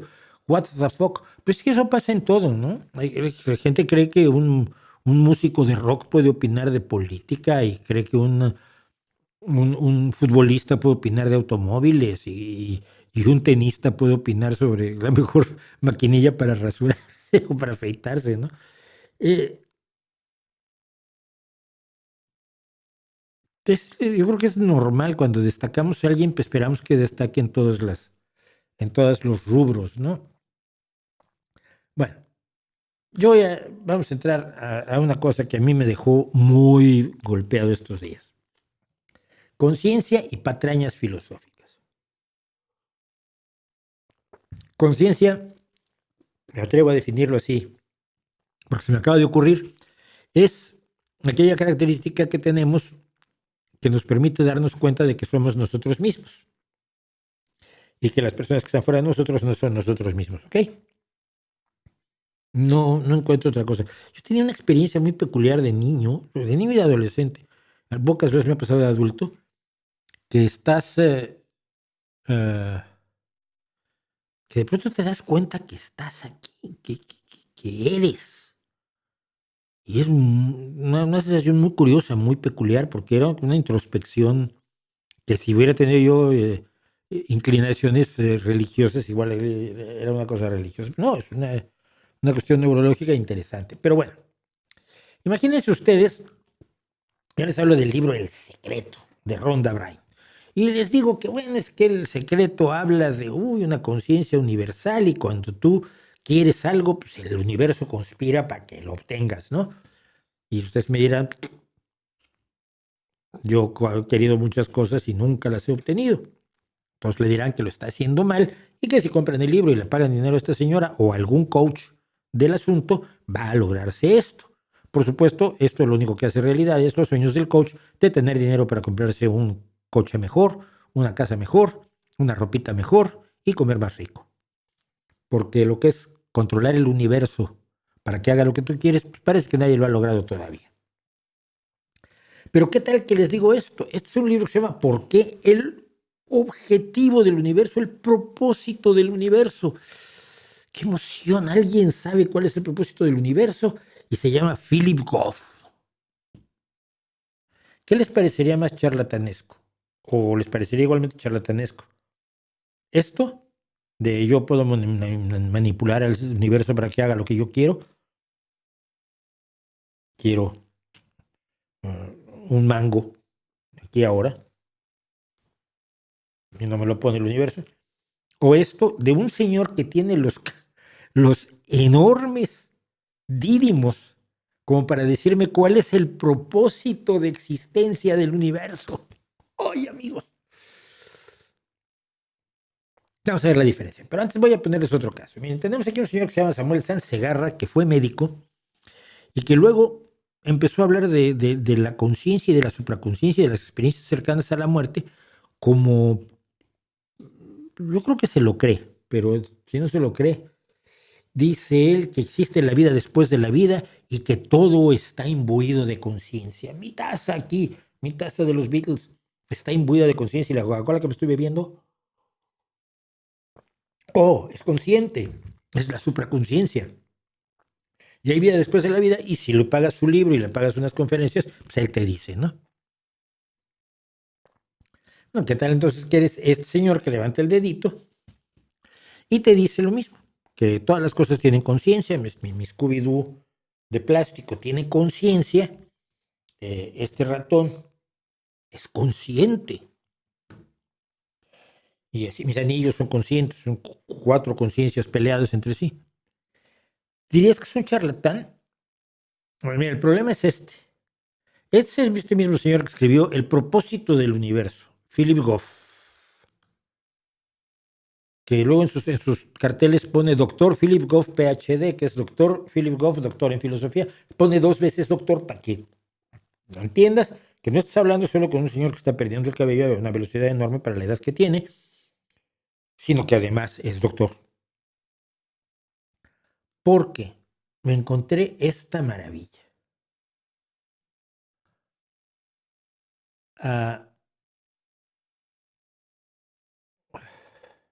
Esperen, no lo encuentro. eh, ¿Alguna vez te has preguntado si la conciencia es exclusiva de los seres vivos? Philip Goff, filósofo británico, propone una idea que desafía nuestras nociones tradicionales, como las de San Segarra. El panpsiquismo, la creencia de que la conciencia es una característica fundamental de toda la materia. Pues no es nuevo, pero no desafía nada. Supongamos, yo me preguntaría, ¿no? Esta taza tiene conciencia. Es interesante la propuesta. Demuéstralo. Demuéstramelo, ¿no? Porque en su libro El error de Galileo, nos sigue diciendo la persona a la que le pagaron para hacer la publicidad de este señor, Goff argumenta que la ciencia moderna influenciada por Galileo siempre es la mala la ciencia. Cuando hay un filósofo cerca, se ha centrado en describir cómo funciona el mundo, pero ha dejado de lado la naturaleza interna de las cosas. Los quarks no son la naturaleza, y los bosones no son la naturaleza interna de las cosas. Según Goff, esta omisión ha dificultado la comprensión de la conciencia. ¿Ves? Si no entiendes tu conciencia es por culpa de Galileo. Los malditos científicos siempre están metiendo la pata. El panpsiquismo, porque hay que ponerle un nombre bonito y filosófico, sugiere que incluso las partículas más pequeñas, como los electrones, poseen una forma básica de experiencia, o de conciencia, no sé, hablaba de experiencia o de conciencia. Esto no implica que tengan pensamientos o emociones como los humanos, sino que podrían tener una forma mínima de conciencia.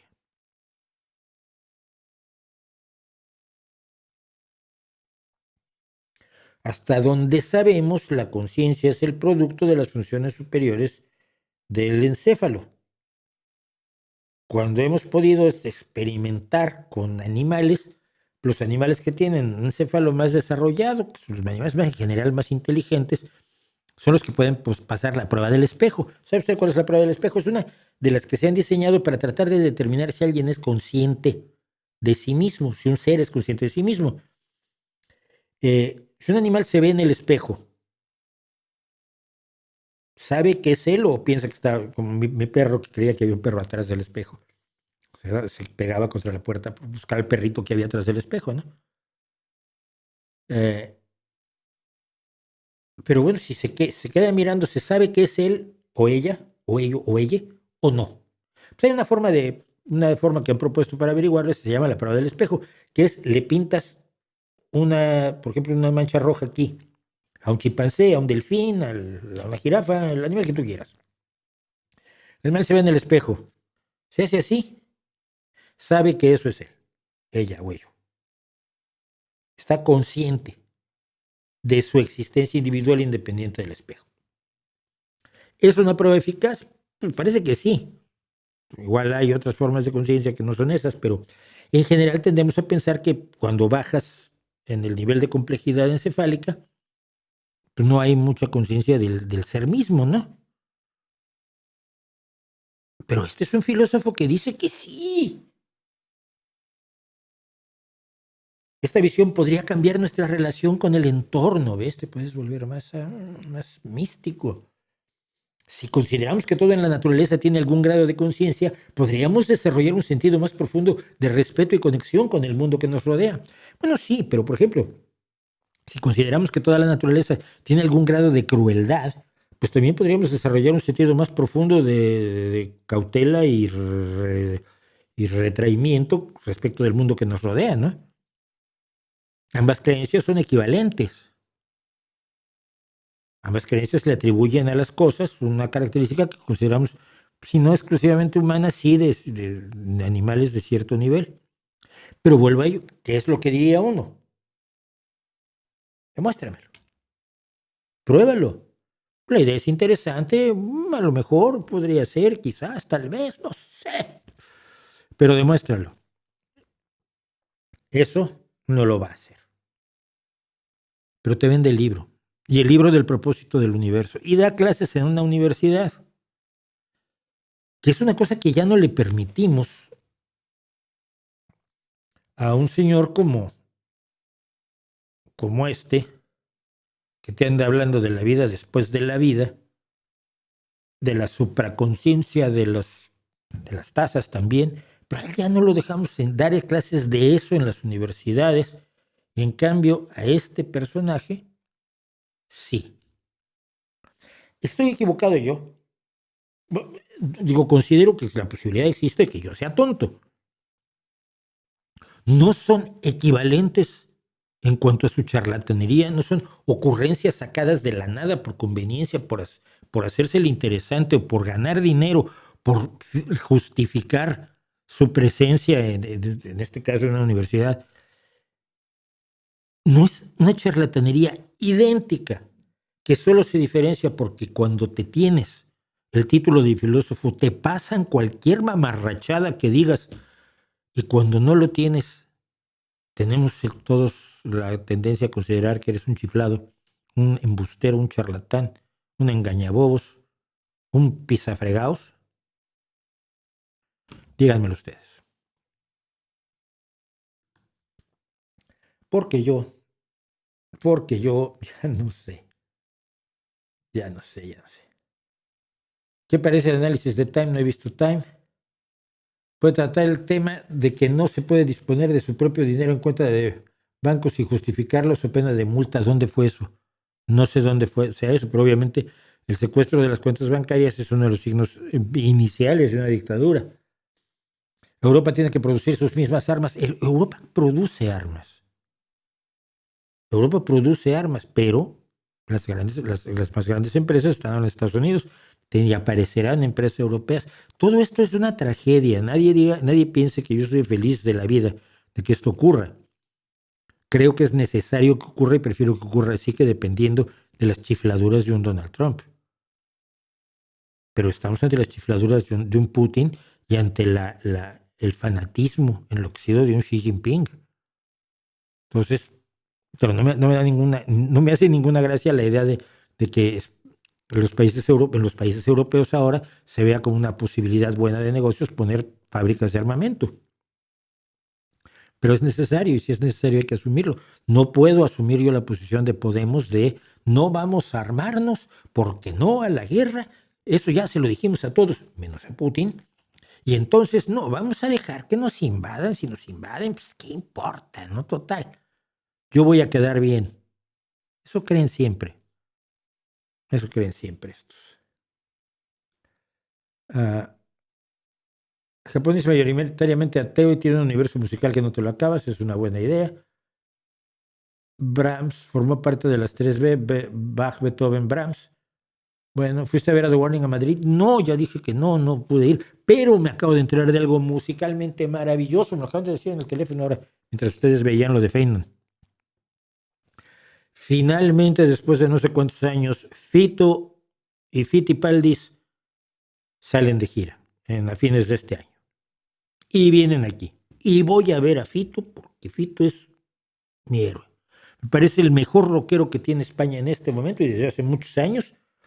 Y entonces pues, voy a ver a Fito y Fitipaldis. Y me emociona muchísimo, porque de verdad que el rock de Fito, el rock duro y pesado de Fito, es de los que más me han gustado en los últimos años. Ya desde que era Platero y Tú, fíjate.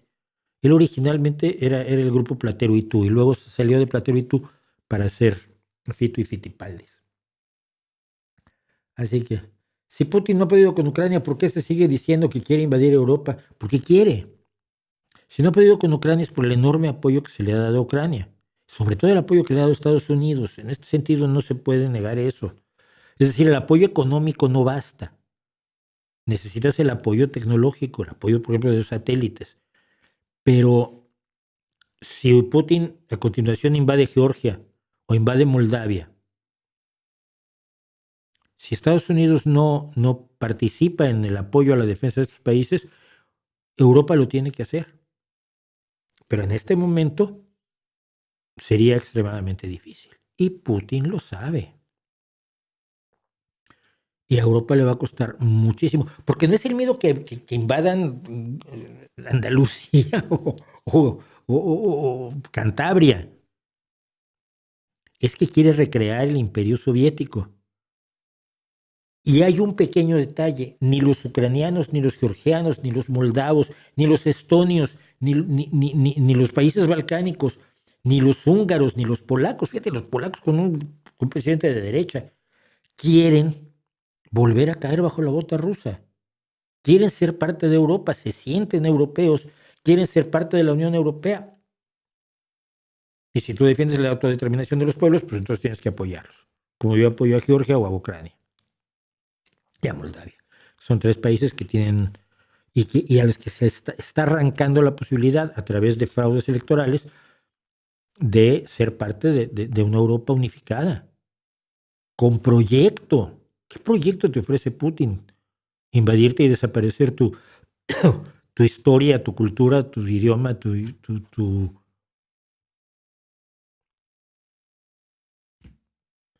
nación. Decidir que todo lo que ha vivido tus ancestros no vale nada porque ahora tienes algo, vas a ser ruso otra vez. No, hombre, yo creo que se puede ser belga y europeo, se puede ser español y europeo, y asturiano y europeo, y gijonés y asturiano y europeo, y español y europeo. En una Europa en la que caben todos, no es una Rusia en la que no solo cabe Rusia y la dominación rusa, que es lo que plantean Putin y Dugin. No lo estoy inventando, lo han dicho.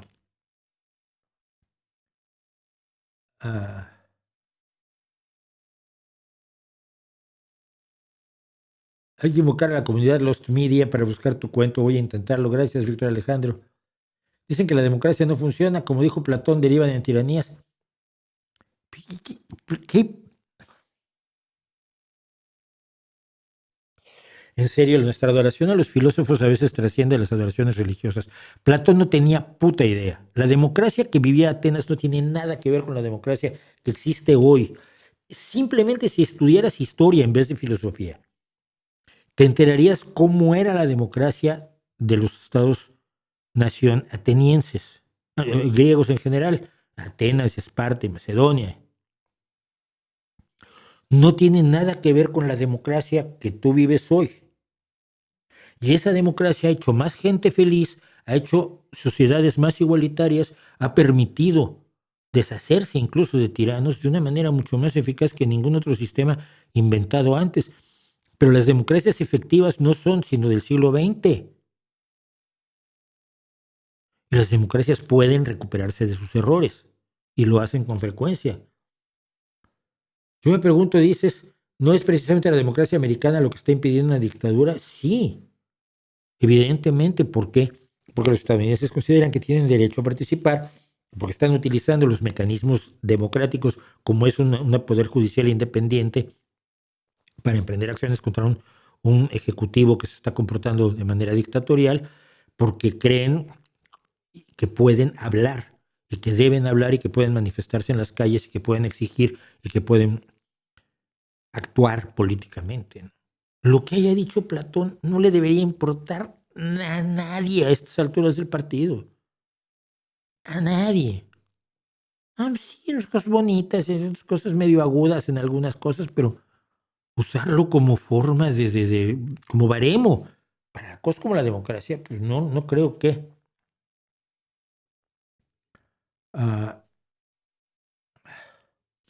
Gracias, Marcos Olivares. Mauricio, una consulta. Como recuerda el día de la tragedia del Challenger, me vas a hacer perder rato, pero es que tengo toda una anécdota. Mira, en México había una organización que se llamaba la Comisión México-Americana para la Erradicación del Gusano Barrenador del Ganado. Y había sido impulsada por Estados Unidos porque querían alejar el gusano barrenador del ganado de los grandes hatos de ganado de Texas, sobre todo de Texas. Entonces, pero en México había presencia del gusano barrenador del ganado, entonces Estados Unidos financiaba y apoyaba fundamentalmente, pero con participación de México, un programa para erradicar el gusano barrenador, pero era fundamentalmente para irlo echando hacia el sur, es decir, para limpiar del gusano barrenador del ganado. Es una mosca que pone una larva en las heridas del ganado y esa larva le hace muchísimo daño al ganado. Y no es una larva, evidentemente, cuando hablas de una mosca poniendo huevos, pues no es como las gallinas que los ponen de uno en uno, sino que pone millones. Bueno, no millones, pero miles. Entonces, este proyecto había tenido cierto éxito y yo me hice muy amigo de un egipcio que estaba casado con un estadounidense que trabajaba en esta comisión. Y un día necesitaron que alguien tomara fotos del trabajo que se hacía contra el gusano barrenador del ganado en Chiapas, en la zona del sureste de México, del Istmo para abajo. Y esto implicaba, ¿qué es lo que hacían? Hacían una cosa que a mí siempre me pareció fascinante desde el punto de vista técnico-científico. Criaban en una fábrica de moscas, tremenda, el olor de aquello es lo más horrible que yo he tenido sentido en mi vida, la fábrica de moscas. En Tuxtla Gutiérrez, criaban como Brad Pitt's mosca, o sea, moscas macho enormemente atractivas, fuertes, grandes, todo lo que favorecía que las hembras dijeran, esta mosca quiero que sea el papá de mis hijos. Y a estas moscas, cuando eran pupas, en estado de pupa, las pasaban por un irradiador radiactivo y las volvían estériles. Luego, mediante avionetas, en zonas donde se detectaba el gusano barrenador del ganado, se arrojaban en cajas que al caer se abrían las pupas de las moscas macho, de las moscas supermacho del gusano barrenador del ganado. Estas moscas tienen la característica de que las hembras se aparean solo una vez. Entonces, si se apareaban con los supermachos de la fábrica de Tuxtla Gutiérrez, sus huevos iban a ser infértiles. Y este era el sistema que se utilizaba para ir acabando con el gusano barrenador del ganado. Entonces yo fotografié lugares donde se arrojaban las moscas, fotografié los aeródromos donde estaban las avionetas, a los locos que manejaban que violaban las avionetas, que era un equipo absolutamente delirante. Y bueno, fue uno de los trabajos más divertidos que tuve. Pero el día que me iba yo a Chiapas a trabajar esto, estuve 2 o 3 semanas por todo Chiapas y parte de Veracruz y Oaxaca, me llamó un amigo de la revista, de revistas donde yo todavía escribía, o éramos de Excelsior, no, era de revistas. Y me dijo, Héctor Chavarría, me dice, oye, Mauricio, hay una noticia buena y una mala. ¿Cuál es? Empieza por la buena. No, pues recibimos la nota que ayer murió Ron Hubbard, el fundador de la cienciología. Hombre, pues no es que me dé gusto que muera nadie, pero ese señor era un verdadero ser despreciable, ¿no? ¿Y cuál es la mala? Entonces, que acaba de estallar el Challenger, pon la televisión. Y puse la televisión y efectivamente estaban repitiendo la explosión del Challenger, que fue terrible. Y a raíz de eso, cuando terminaba yo mi viaje con la Comisión Mexicano-Americana para la Erradicación del Gusano Barrenador del Ganado, estaba yo en Aguadulce, Veracruz, ya he hablado de esto, y conocí a 2 vaqueritos que lo que hacían era mover ganado. ¿Qué es lo que pasa? Venía ganado en pie en camiones, y este ganado se bajaba en Aguadulce y se le bañaba con un insecticida especial por si traían larvas de gusano barrenador del ganado, que las larvas murieran. Entonces le pasaba por el baño a todo el ganado que venía en pie. Al ganado había que bajarlo de los camiones, hacerlo pasar por el baño y volverlo a subir a los camiones. Nada fácil, ¿eh? Esto es enormemente complicado. Yo alucinaba de la habilidad de estos chavales. Tenían 12, 13, 14 años los chicos estos. Pero como no venían camiones, estuvimos hablando largo rato y ellos estaban al tanto de la historia del Challenger. Y entonces empezamos a hablar de la exploración espacial. Estaban emocionadísimos. Uno quería ser astronauta y el otro no quería salir al espacio, pero quería trabajar en el espacio, ser así como ingeniero aeroespacial. Fue lo que concluí yo que quería hacer. Y hablamos, pero pasamos una tarde y noche todo el tiempo hablando de la exploración espacial y de Gagarin y de la llegada del hombre a la luna y de los satélites y de las comunicaciones y de la visita a otros planetas. Y es una de las veces que he comentado muchas veces aquí, que yo salí muy deprimido porque sabía que esos niños jamás iban a poder ser ni astronauta ni ingeniero aeroespacial, porque México seguía traicionando a sus indígenas, ¿no? Esa es mi historia. ¿Has escuchado las opiniones políticas de Frank Zappa en los 90 sobre Estados Unidos en camino a ser una teocracia cristiana? Sí. Muchas veces se habló de esto. Evidentemente no estaba previendo nada. Veía condiciones que estaban allí que antes no se aprovechaban y ahora se aprovecharon. Pero sí. ¿Qué piensas de muchos científicos que detectan la ciencia ficción? Por ejemplo, el doctor Lascano. Pues me parecería muy raro, ¿no? Tengo que hablar con Lascano para eso. Le voy a preguntar. Alguna razón tendrá. ¿Yo por qué me alejé de la ciencia ficción? No sé, porque dejé de escribir. Me empecé a escribir policíaco y después de 3 novelas dije, pues ya acabé.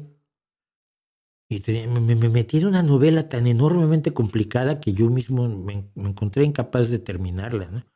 Una novela río con 4 historias.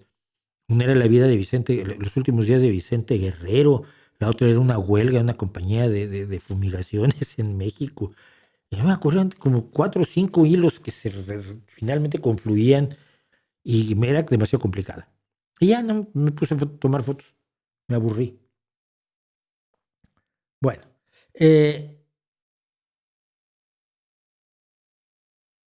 temprano, pero vamos a hacer los comentarios, porque si no, no los voy a hacer y ahora sí que se me junten 2 semanas, me parece bastante aterrador. Así que estos son los que esta semana son los comentarios palmarios.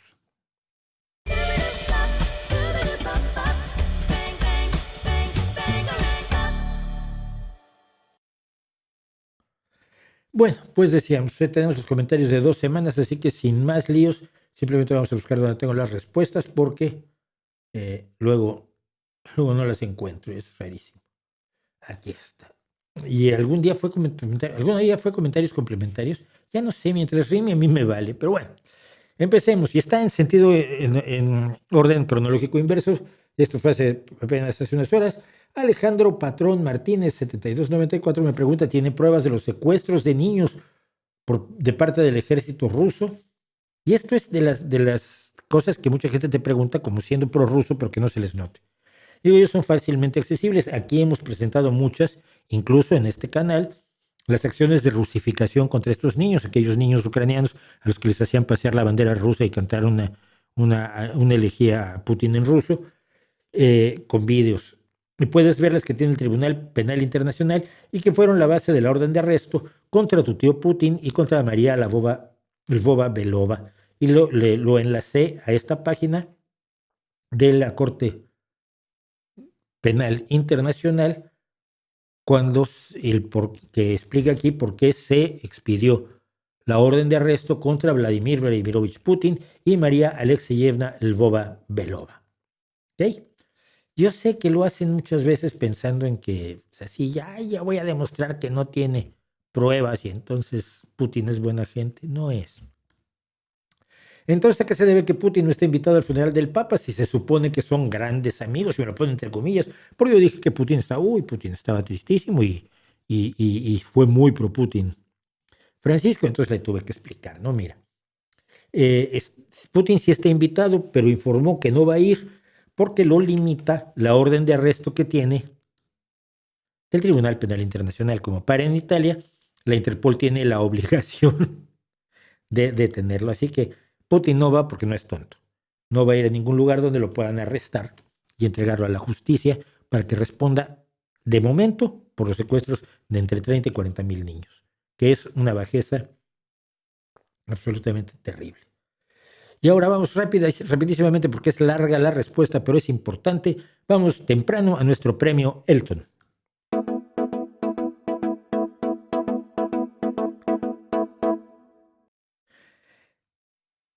Que no sé si es el premio Elton o el premio Elma el premio el más malevolente de todos. Escuela Raima Uni. También es triste vivir una vida en la que haya 0 o nulas experiencias trascendentales, o sea, la tuya. Dedicarte a criticar a esos seres que sí han logrado cosas te hace quedar peor a ti. Y digo eso porque desenmascaraba yo al gurú el Sadhguru. Y entonces le contesté, mi caso es fenomenalmente feliz. Triste es tu caso y el de tus corifeos y correligionarios. A ustedes no les basta el amor, los hijos, la solidaridad, la bondad, las artes plásticas, la música, la amistad, los amaneceres y atardeceres, las flores, los perritos, el sexo y cosas así como experiencias trascendentales. Siendo reales, siendo cosas que están a nuestro alcance y que son enormemente satisfactorias. No, ustedes tienen que buscar embustes para vivir una falsa trascendencia fantasiosa, incierta y de postureo. Y en tu caso, Verónica, te dedicas a convencer a la gente de que todas esas cosas no valen y te pones a sacarles dinero contándoles tu trascendencia imaginaria y sacándoles dinero con patrañas como la formación de terapeutas holísticos, la psicoespiritualidad y el método sistémico somático, embuste de salud con el que puedes matar a inocentes, y demás embustes que mercas y que todos deberían darte vergüenza. Ponte a trabajar. Sí, estuve viendo quién era. Pablo 450A dice, hay un vídeo circulando por ahí de Kurzgesagt que habla de la inteligencia artificial como una superinteligencia que nos podría llevar a la extinción. ¿Qué piensa usted de eso? Y voy a tratar de explicarlo otra vez. Le respondí que es una estupidez. La inteligencia artificial no tiene deseos, ambiciones, pasiones, moral, esperanzas, ni ninguna de las cosas que mueven a los genocidas y a los tiranos. Lo que hacen es vender miedo. Para que Skynet quiera apoderarse del mundo, debe querer apoderarse del mundo, debe tener el sentimiento de superioridad que da el ser poderoso, el vencer a tus adversarios, el mandar y que te obedezcan, el que te digan que eres lo más simpático, lo más guapo y lo más interesante que ha surgido de vientre materno en la historia de la humanidad. Todas esas cosas que nos hacen humanos y que no tienen una inteligencia artificial. ¿Por qué va a querer extinguirnos? No le importa nada, carece del concepto de le importa, del concepto quiero, del concepto deseo, del concepto me gusta, del concepto no me gusta. Puede simularlo porque es un modelo de lenguaje grande que junta palabras de acuerdo a la lógica que ha visto que se usa, aprendiendo precisamente en un modelo grande. Por eso la llaman la cacatúa estocástica, porque se dedica a juntar palabras que se supone que juntas significarán algo porque significan en los textos que ha leído, pero porque no sabe lo que significan, ni mucho menos lo asume con la emocionalidad normal de un ser vivo. Me parece un embuste gordo.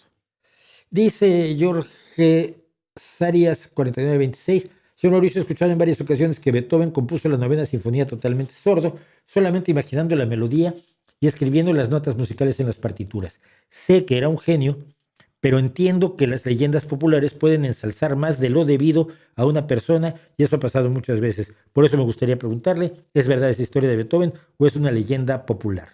Dice otras cosas, pero para no, es lo mismo. Entonces digo, lo investigamos. Ahora se piensa que Beethoven nunca estuvo totalmente sordo, pero casi. En el estreno de la novena, y esta historia está más que comprobada con testigos, él trató de seguir el estreno con la partitura y estaba sentado en el escenario de espaldas al público, con el director aquí, el cuarteto de voces, la orquesta y el coro.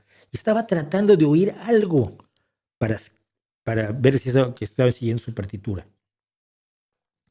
Y cuando terminó la novena, la soprano, y existe el nombre de la soprano, por supuesto, tuvo que ir hasta donde estaba Beethoven, lo hizo ponerse de pie y lo giró para que viera que el teatro se estaba cayendo, se había estrenado una de las obras más gloriosas de la historia de la música. Porque él no oía la ovación. O si la oía tan lejanísimamente que no se imaginaba que aquello fuera que la gente estaba verdaderamente perdiendo todo por haber oído la maravilla que es la novena. Pero le digo, muchos compositores trabajan escribiendo la partitura sin tener un instrumento a mano, imaginando melodías y armonías sin duda alguna, y el timbre de los distintos instrumentos y cómo se conjugan. Hay una escena en Amadeus que dicen que es cierta, de Mozart escribiendo música mientras juega en una mesa de billar, lanzando y recogiendo una pelota. Tiene música en la cabeza.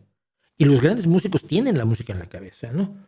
Es como cuando, y no me refiero solo a los clásicos, me refiero cuando despertó soñando una melodía Paul McCartney y como no sabía qué era, pues le puso huevos revueltos porque él soñaba Scrambled Eggs, ya luego fue Yesterday, pero lo primero que le puso fue Scrambled Eggs porque la melodía la tenía en la cabeza sin haber tenido ni el piano ni la guitarra para componerla.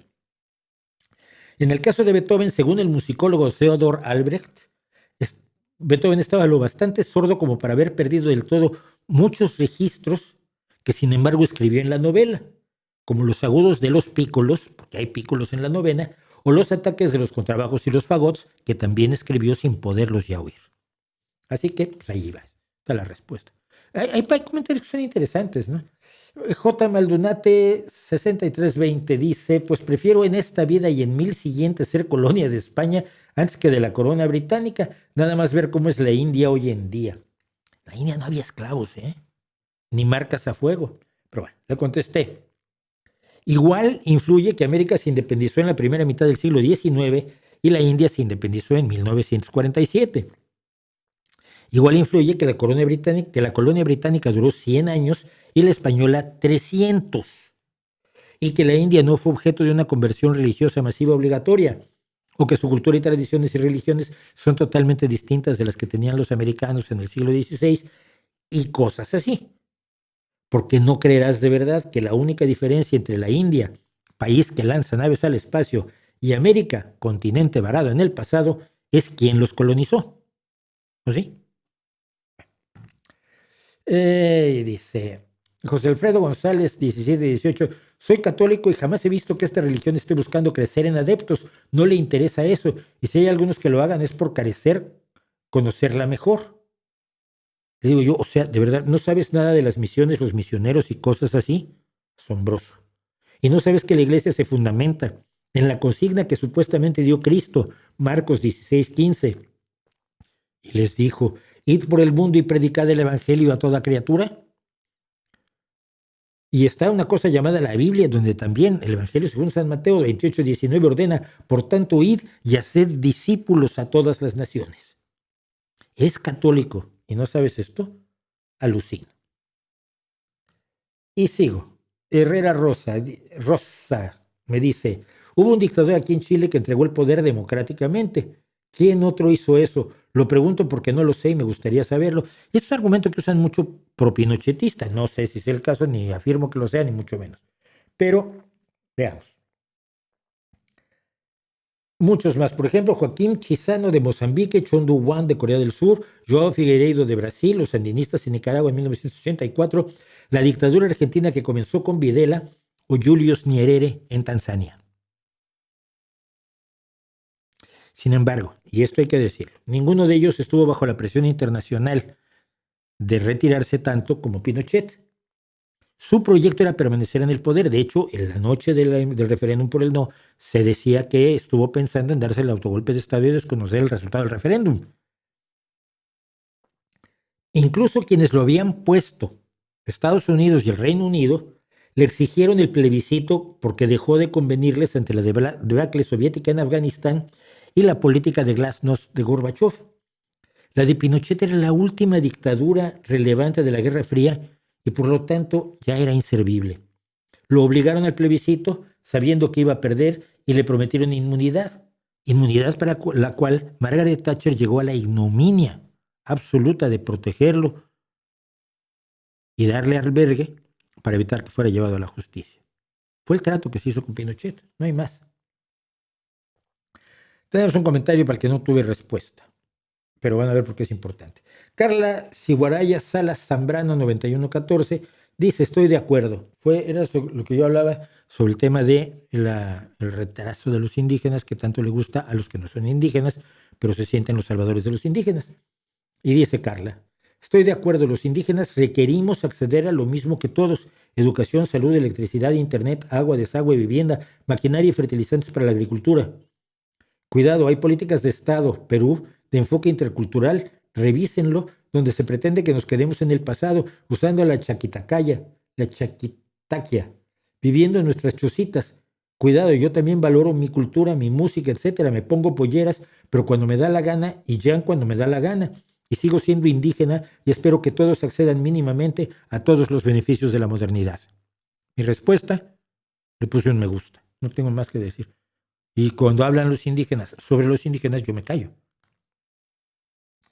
Hola Mauricio, este va a tomar tiempo, pero probablemente incluso lo publique yo independiente, en un corto independiente, porque me parece muy importante. Julio César Vázquez, 7074, me dice, hola Mauricio, no sé cómo exponer mi caso, pido disculpas si no logro darme a entender. En mi país los colegios son muy caros, sean católicos o protestantes, y claro, mi hijo va a una escuela pública. Según la Constitución, la enseñanza debe ser laica, pero lamentablemente no lo es. Mi hijo ya sabe que hay un Jesús y su papá tiene mayores poderes. Sabe orar y recientemente un pollito estaba muerto después de que se le metió debajo de una olla metálica, la cual mi mujer golpeó. Logró volver a estar consciente el pollito. Y mi hijo pidió a Dios. En ese evento creyó que Dios hizo el milagro. Pero no sé qué decirle, no quiero adoctrinar a mi hijo. Estoy hecho un nudo. Si podés, me haces el favor de darme tu opinión. Gracias y un fuerte abrazo desde El Salvador. Respondo. ¿No quieres adoctrinar a tu hijo y por eso permitirás que otros lo adoctrinen? No lo entiendo. Yo creo, ojo, solo es una opinión, que el trabajo de un padre es darle a un hijo las mejores armas, y pocas armas tan buenas como un pensamiento crítico que desafíe con razón, lógica y bondad las patrañas supersticiosas. Si yo fuera tú, que no lo soy, le explicaría que están cantándole uno de miles de mitos sobre los cuales nadie tiene pruebas, dioses en los que mucha gente cree y por los que mata por creer ciegamente en vez de pensar. Y lo expondría, como yo he hecho con mis hijos, a las contradicciones, paradojas y maldad de la religión, en este caso, la cristiana. No es indoctrinación, es información, es educación, es facultarlo para enfrentar lo que otros le cuentan. No le pidas que te crea. Llévalo a que piense, a que cuestione, a que se ría de lo risible y se moleste por las barbaridades de esa Biblia en la que la gente cree. Cuéntale completo el cuento de la religión, de acuerdo a su edad, en lugar de dejar que otros le cuenten parte y con intención de engancharlo como quien da droga para luego venderla. Si sabemos que la religión es droga mental, nuestra responsabilidad es proteger a nuestros hijos, creo yo. Y seguimos. Dice Fernando Tamayo, 6740, un país con tecnología propia que tiene hasta estaciones espaciales no puede ser llamado del tercer mundo, amigo. Y lo digo porque dije yo que Rusia es un país del tercer mundo. Y digo por qué. Todo el esfuerzo de la Unión Soviética y de Rusia se fue a lo militar, y el espacio, la conquista del espacio para ellos era un triunfo de carácter militar únicamente. No tienen industria, no tienen tecnología, no tienen avances científicos, tienen a millones en la pobreza, solo exporta petróleo, gas, carbón y minerales. Y el Producto Interno Bruto per cápita está de Rusia, cuidado, está en lugar 63 mundial, por debajo de Bulgaria y Argentina y apenas por encima de México y Santa Lucía. Son un país del tercer mundo con armas nucleares como Pakistán y con programa espacial como la India. Edgar Daniel Gutiérrez me dice, y esto es, lo elegí porque creo que es importante la respuesta. Dice, las cifras que dices billions y trillions no son en inglés, son en estadounidense. Solo allí en Estados Unidos significan billions, miles de millones, y trillions, billones respectivamente. Y le tuve que explicar. Lo siento, pero no. Tanto el diccionario Oxford como el Cambridge definen billion como 1 por 10 a la 9, o sea, miles de millones, un 1 con 9 ceros. La explicación, en 1975, hace 50 añitos, el canciller Dennis Healey del Reino Unido anunció que la tesorería británica adoptaría el billion estadounidense a partir de entonces. Estás 50 años atrasado. Efectivamente, billion tanto en Reino Unido como en Estados Unidos, billion son miles de millones y trillion son billones, es decir, un 1 con 12 ceros, 1 millón de millones. Carla Siguaraya Sala Zambrano, 9114, vuelve, pero con una pregunta distinta. ¿Ser marxistas es querer matar gente? Creo que estás exagerando. Y digo, te remito al manifiesto del Partido Comunista, en el penúltimo párrafo del manifiesto, cuando, habiendo ya afirmado que a la burguesía se le derroca por la violencia en el capítulo Proletarios y Burgueses, el manifiesto establece: los comunistas no tienen por qué guardar encubiertas sus ideas e intenciones. Abiertamente declaran que sus objetivos solo pueden alcanzarse derrocando por la violencia todo el orden social existente.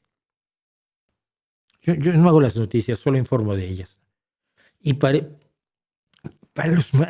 conozco marxistas que no han leído el manifiesto, que se creen marxistas. Y a mí me enseñaron muchísimo, más marxismo del que quería haber aprendido, sobre todo en la universidad, sobre todo en la facultad, en la Escuela Nacional de antropología e historia. José Vázquez, NW4UU. ¿De dónde saca este señor que el 20% tiene gustos sexuales diversos?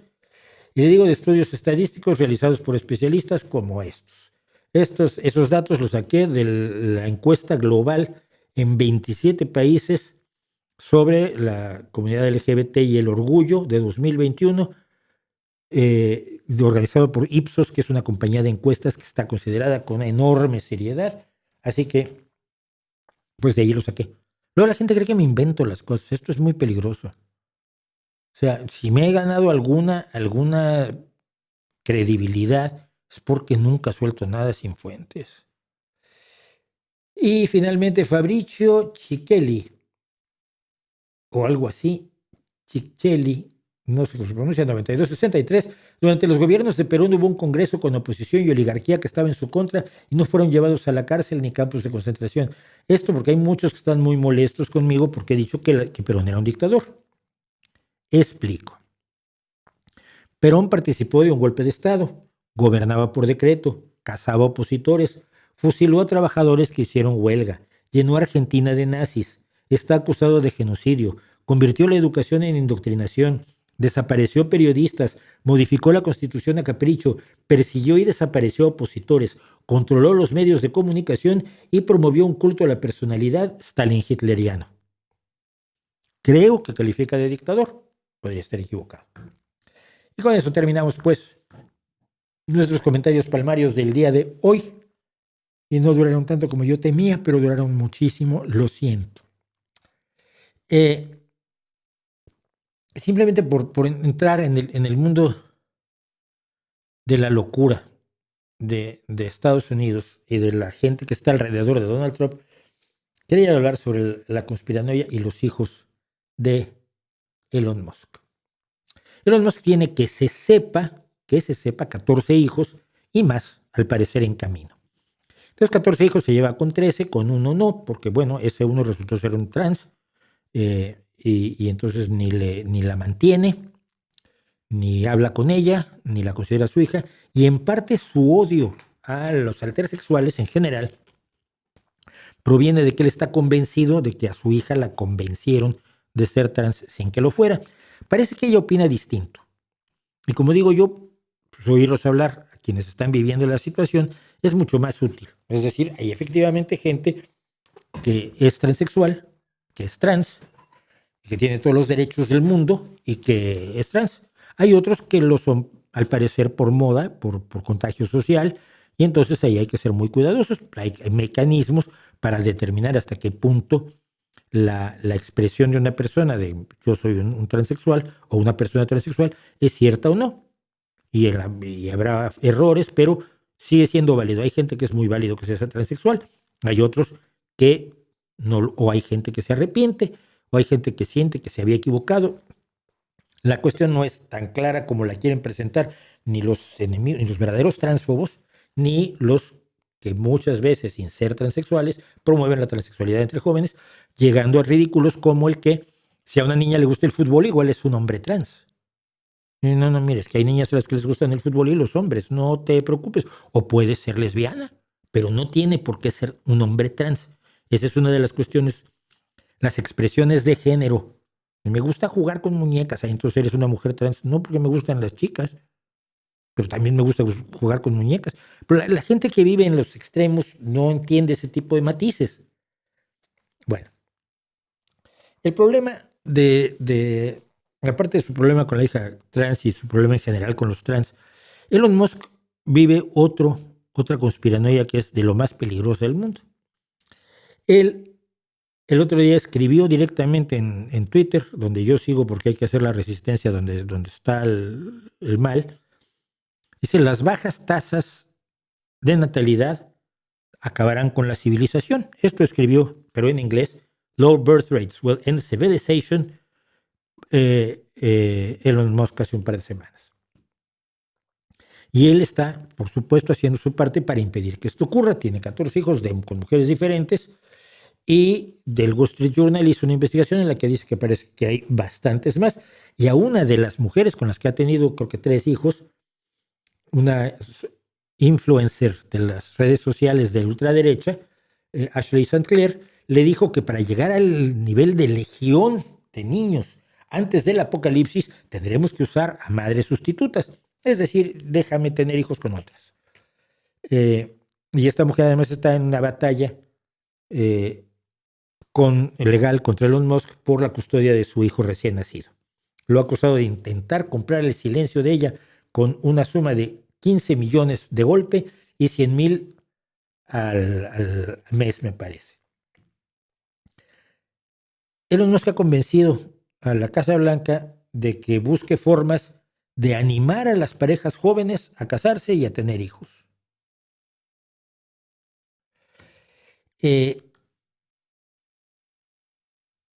Esta es una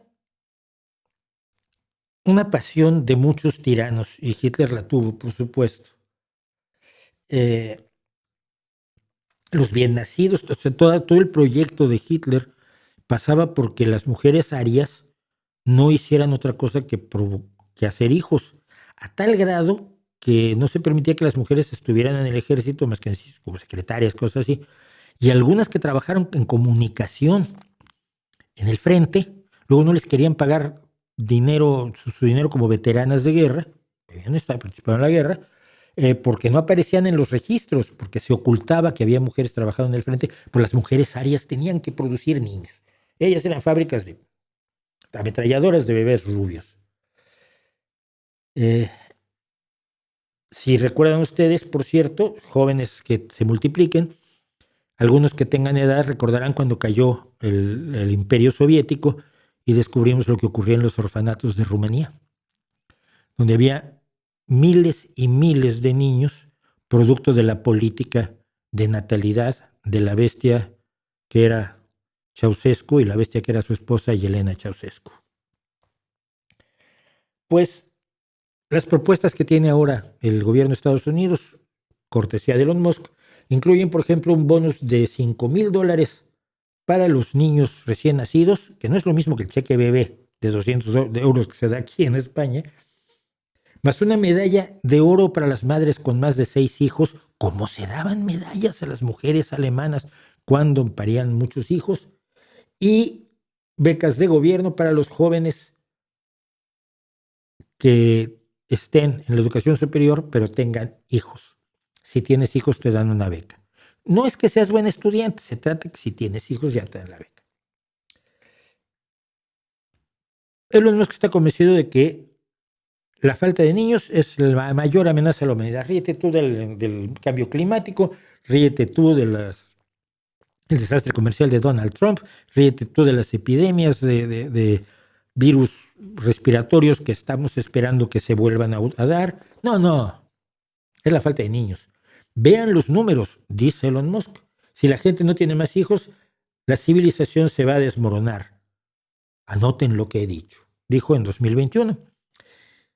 Si ven ustedes los números, la población mundial sigue creciendo. Toda esta conspiranoia de que la pandemia la hicieron los ricos para matar gente, para reducir la población, y luego se hacen otras cosas para reducir la población. Los conspiranoicos siempre te sacan el argumento de que las cosas se hacen para reducir la población. Cuando tú ves los números dices, pues lo están haciendo muy mal porque la población sigue aumentando. Y luego están los locos que creen que hay demasiada gente en el mundo, los de la sobrepoblación, que hicimos un video amplísimo aquí sobre la sobrepoblación. Pero todavía el año pasado, en una reunión de inversionistas en Arabia Saudí, tú sabes, hay que reunirse con gente amable y buena que mata periodistas y los descuartiza en su embajada, dice, si no haces humanos nuevos no hay humanidad y todas las políticas del mundo dejan de tener importancia, proclamó ante los saudíes.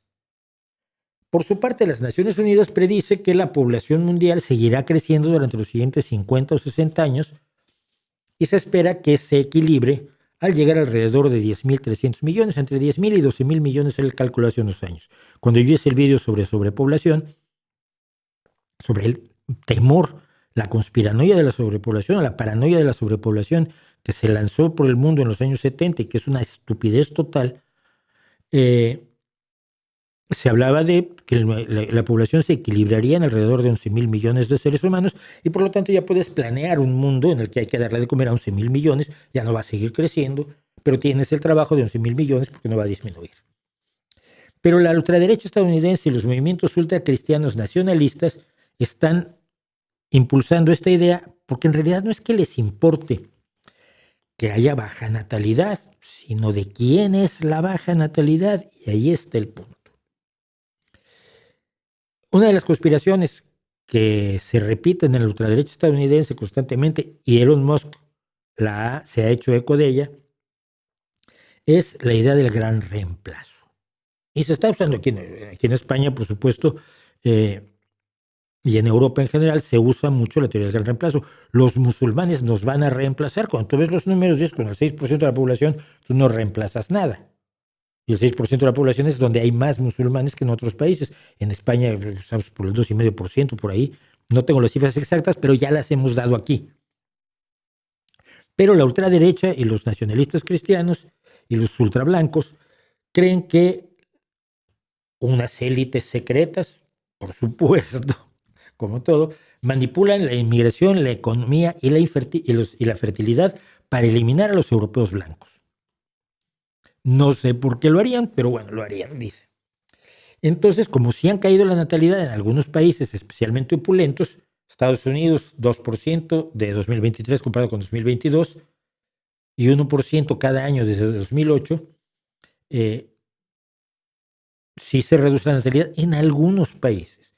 En Japón, Corea del Sur y China, la historia es similar y menos grave en Australia, Canadá y el Reino Unido. Pero otros países como Somalia, Chad, Níger y Afganistán no tienen ese problema. Así que dice Elon Musk que ese no es el problema, o él no asume que sea el problema que se reproduce gente de tez oscura y lo que hay que hacer es poblar con gente de tez blanca como él, porque es gente que ahora vamos a ver es superior. Dice él, hay que hacer lo que uno dice. Entonces yo tengo muchos hijos y animo a otros a que los tengan, porque así ayudamos a sembrar la tierra con más seres humanos de gran inteligencia. Él cree, de veras cree, es muy inteligente y que beneficia al mundo teniendo un montón de hijos. Incluso el otro día hablábamos de las ciudades corporativas, ha fundado su propia ciudad, se ha comprado una serie de mansiones que están juntas todas en Austin, Texas, cerca de su mansión personal. Luego dicen que no tiene casa, que él vive en los sofás de sus amigos. Una mansión como corresponde a un millonario y pues quiere que todas sus mujeres y todos sus hijos vivan en casas adyacentes y sean parte de unos de las vidas de los otros. O sea, un harén con niños de madres distintas a las que les has pagado para tener hijos. Él se acerca a mujeres a las que ni conoce y les ofrece dinero para tener hijos con ellas. Yo me imagino que es porque ligar le debe resultar enormemente difícil pese al dinero que tiene. Pero puedo estar equivocado. Porque además aquí, si los hijos son machos, mejor. La hija trans de Elon Musk ha dicho en varias ocasiones que el sexo con el que nació había sido parte del negocio, es decir, que se habían seleccionado embriones para que solo tuviera hijos machos, mayoritariamente Elon Musk. Entonces, desde el principio el negocio es que vas a tener un hijo, pero un hijo varón. Y entonces, en el caso de la hija trans de Elon Musk, nació varón, pero resultó que decidió que era trans. Tiene 19 años ya, o 20, creo que tiene edad para saber qué es lo que quiere y lo que quiere es la vida que tiene. ¿Quién eres tú? Voy a discutir con ella. Pero es que él deja muy claro que en toda la historia nunca ha habido un ejército competitivo formado por mujeres. Ni una vez. Los hombres están hechos para la guerra. Los hombres de verdad. Le dijo a Sadler, a la mujer esta con la que tiene un hijo, a la que le dijo que tenía que tener otras madres. Se ha visto él Digo, ya no digamos verme a mí. ¿Nos vemos en la guerra? ¿O estás criando a tus hijos? ¿Se dan cuenta todo el lío mental que hay detrás de esto? No estoy tratando de desentrañarlo, solo de presentarlo. St. Clair dice que Musk le dijo que ella debía tener al menos 10 de sus hijos. Debería dedicarse exclusivamente a ser madre e irse a una de las mansiones en Austin. Ya una ejecutiva de una de las empresas de Musk, Siobhan Silis, ya está en una de estas casas y le ha dado a 3 hijos a Elon Musk. La autora canadiense Justine Wilson, que fue la primera esposa de Elon Musk, también parece que se va a mudar a este harem. La música Claire Grimes Boucher le ha dado al mil millonario un hijo y ha proporcionado los óvulos para dos nacimientos con madres sustitutas.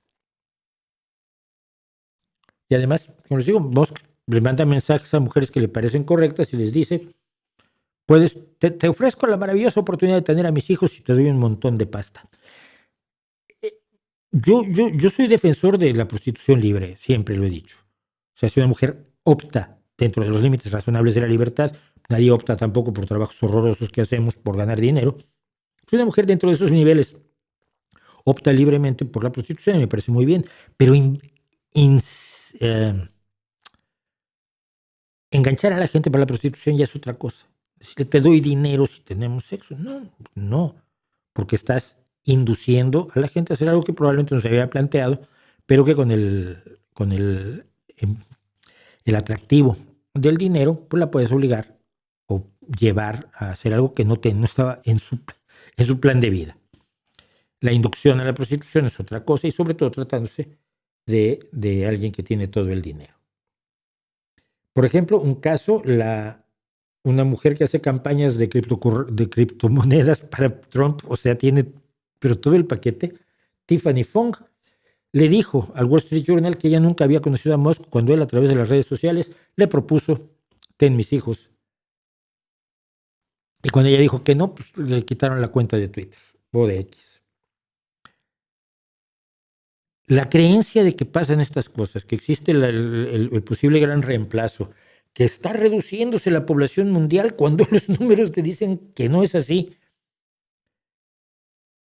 es un ejemplo de todas las locuras, distintas locuras, que distintas personas en el entorno de Donald Trump tienen y que hoy tienen el poder para hacer que otras personas las asuman como reales. Y yo estoy muy convencido de que muchos en el entorno de Donald Trump saben que son chifladuras, las de Robert Kennedy o las de Elon Musk, pero siguen el juego por conveniencia. Y esos son los peores. Y esos son los peores porque son los que con más ferocidad van a defender las peores estupideces, mientras que los otros quizás incluso podrían ser convencidos de que están yendo en contra de la realidad. Pero el que miente por conveniencia miente con más eficacia que quien dice mentiras convenció que son realidad. Y quería contarlo porque me parece terrible el caso de Elon Musk. ¿Qué más me dicen? A mi hermana el Opus le lavó el cerebro y ya no lo soportaba con la propaganda de imagen del Papa. Tu video me ha servido mucho para enfrentarle. Me ha ayudado a que se ofenda menos. Pues gracias. Ser útil. Una terapeuta del IMSS, dice Gelvita, me recomendó el libro de Tú puedes sanar tu vida, de Luis L.G. y salí corriendo de ese consultorio. Sí, absolutamente. Feynman se acostó con las esposas de sus colegas y se hizo pasar por estudiante universitario para engañar a mujeres más jóvenes para que se acostaran con él. ¿Y tú estabas ahí? ¿Tú estabas ahí? ¿Tú sabes que George Harrison se acostó con las esposas de los Beatles? Si ese es tu nivel de... Era muy malo porque se acostó con las esposas. Ellas no. Pobrecitas, ¿no? O sea, lo de fingirse estudiante universitario me parecería bastante mal, dependiendo las circunstancias, dependiendo de los hechos y los datos, que no das, datos y hechos. Pero el hecho de que se acostara con las esposas de los otros, pues es una falta compartida, ¿no? Por ellas y por él. Pero siempre el malo es el hombre. ¿Cómo fue eso? Te lo pregunto. Si George Harrison se acostó con la esposa de Ringo Starr, el malo era George Harrison, la mala era la esposa de Ringo Starr. La que estaba casada era ella.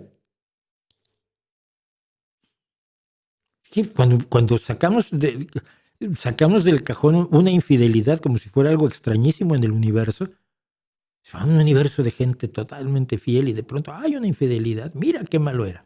Por favor. Digo, crece un poco.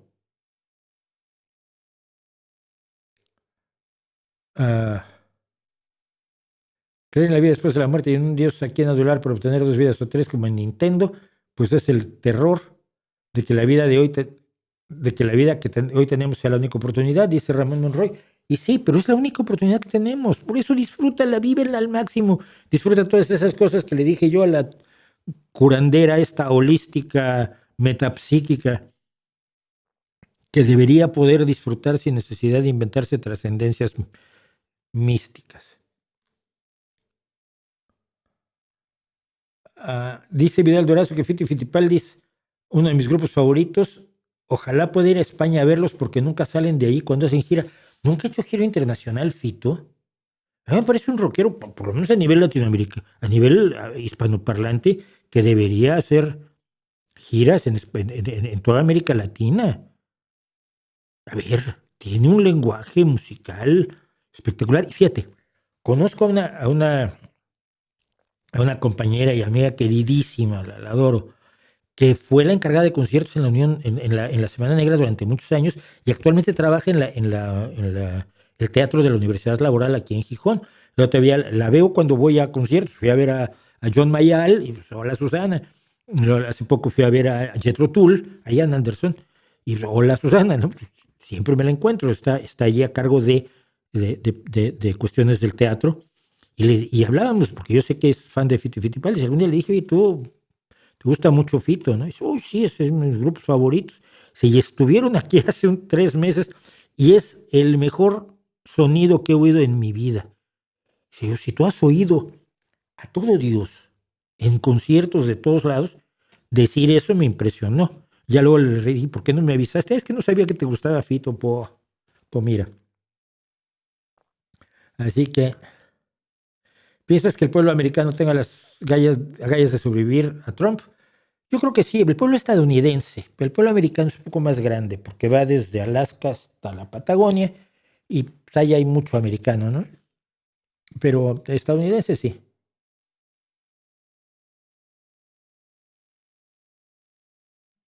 ¿Qué opinas de lo que comentó el Marcos? Todavía existe. Ya se arrepintió de la forma en que sumió en el movilismo a todos los municipios zapatistas, ¿no, verdad? Dice que dijo que antes que nada debe quedar claro, dice que hay un ejército invasor y ese es el ejército ruso. No, si tonto no es Marcos. El subcomandante Marcos no es tonto, simplemente es ignorante. Es de la gente a la que su ideología le impide, cuando la ideología le impide pensar, cuando no tiene la ideología de frente piensa, pero cuando se le impone la ideología deja de pensar.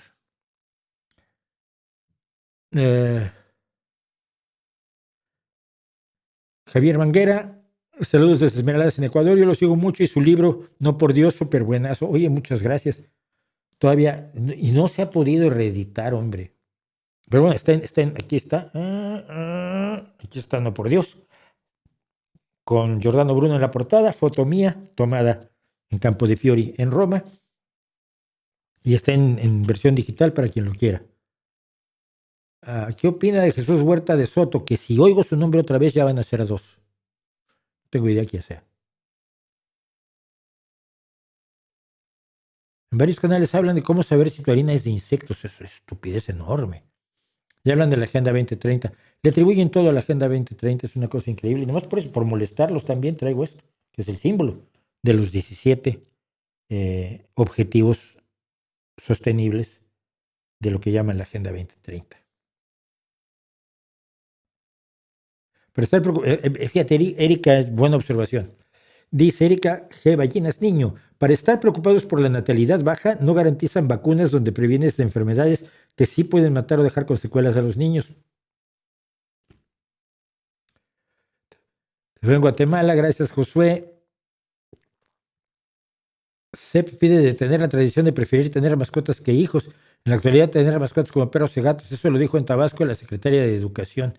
No pueden ser tan estúpidos, ¿sí? México sigue aumentando la población. México no es un país donde la población esté en reducción. Y no creo que nadie, o sea, salvo la gente clase media y para arriba, tener mascotas en lugar de niños, no lo veo. Dios mío, cuánta tontería, de veras. Bueno, ¿cuántos somos? 260, 177, ya dijeron que les gusta, quedan 80 pensándolo. Y 2 a los que no les gustó, que me tienen que recomendar con sus enemigos, acuérdense de estos. La CEP, no, que dice, en cuanto a Trump nadie se atreve a decirle al rey que está desnudo. Sí, yo creo que habrá quien se atreva. La prensa estadounidense se atreve, pero él no va a oír. Tú no sabes lo que es un narcisista de verdad. Es una persona absolutamente ciega y sorda a todo lo que no sea él. Es una persona además que está absolutamente convencida de que siempre tiene la razón. Datos o no datos. Es una persona que no duda para nada de sí mismo. Es una cosa impresionante. Yo he conocido narcisistas. ¿No le parece que la voz actual de Ian Anderson deja mal sabor de boca? No. No, fíjate. De hecho, me llamó la atención que sigue sonando a Ian Anderson. Hay algunos que han dejado de sonar como ellos, que ya tienen un sonido. Esta característica de la voz del anciano, que cuando le ejercitas mucho la voz, te ocurre menos, ¿eh? Te lo puedo decir por la mía, afortunadamente. Pero que sí empieza, hay ciertos rasgos de la voz que son producto de todo lo que pasa con la edad que tiene uno. Pero no creo que él todavía no lo tiene Ian Anderson. Se lo siento más, fíjate, a Paul McCartney y no a Ringo, curiosamente. Y no a Mick Jagger, que se casa con una chica de 31 años. A los 31 años ya sabe lo que está haciendo, ¿eh? Pero sí me llamó la atención, 83, 31. En fin. Bueno. Y ya no queda tiempo de absolutamente nada, fíjate, ¿qué es eso? ¿De qué no hablamos? ¿Qué tenemos que hablar? Tenemos que hablar de cómo lo que hace Estados Unidos y Donald Trump en parte es una guerra cultural más que una guerra comercial. Y vamos a hablar de este personaje, simplemente para mostrárselos. Es escalofriante siquiera mirarlo, que es Stephen Miller. Es el verdadero pensador racista, antiinmigrantes, discriminador y promotor del odio desde su adolescencia de Donald Trump. Es uno de los sujetos más despreciables de un equipo de gente enormemente despreciable porque viven del odio, no viven del amor a nada, viven del odio a distintas cosas, ¿no? Yo creo que todos podemos tener cosas que detestemos, pero primero que nada tenemos que tener cosas que queramos mucho. Busque el video de Agustín Laje sobre el 24 de marzo, el Día de la Memoria. ¿Para qué? Lo voy a buscar para hacer otro video respondiendo a Laje, el último del 2030. Me mandó como 25 personas a decirme que debatiera yo con él, pero nunca vino él a decirme, a ver, ven a debatir conmigo. Voy a cobrar $50,000 y te doy a ti otros 50,000. No, eso no lo dijo.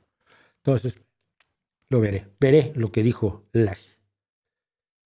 Gracias a Sombrero de Sao desde Bolivia, la gente que nos ve desde muchísimos lugares, muchísimas gracias, porque lo que contamos aquí, la idea es que llegue a más personas. Y para que llegue a más personas, pues necesitamos su apoyo económico si se puede, si no se puede, su apoyo moral, que también sirve.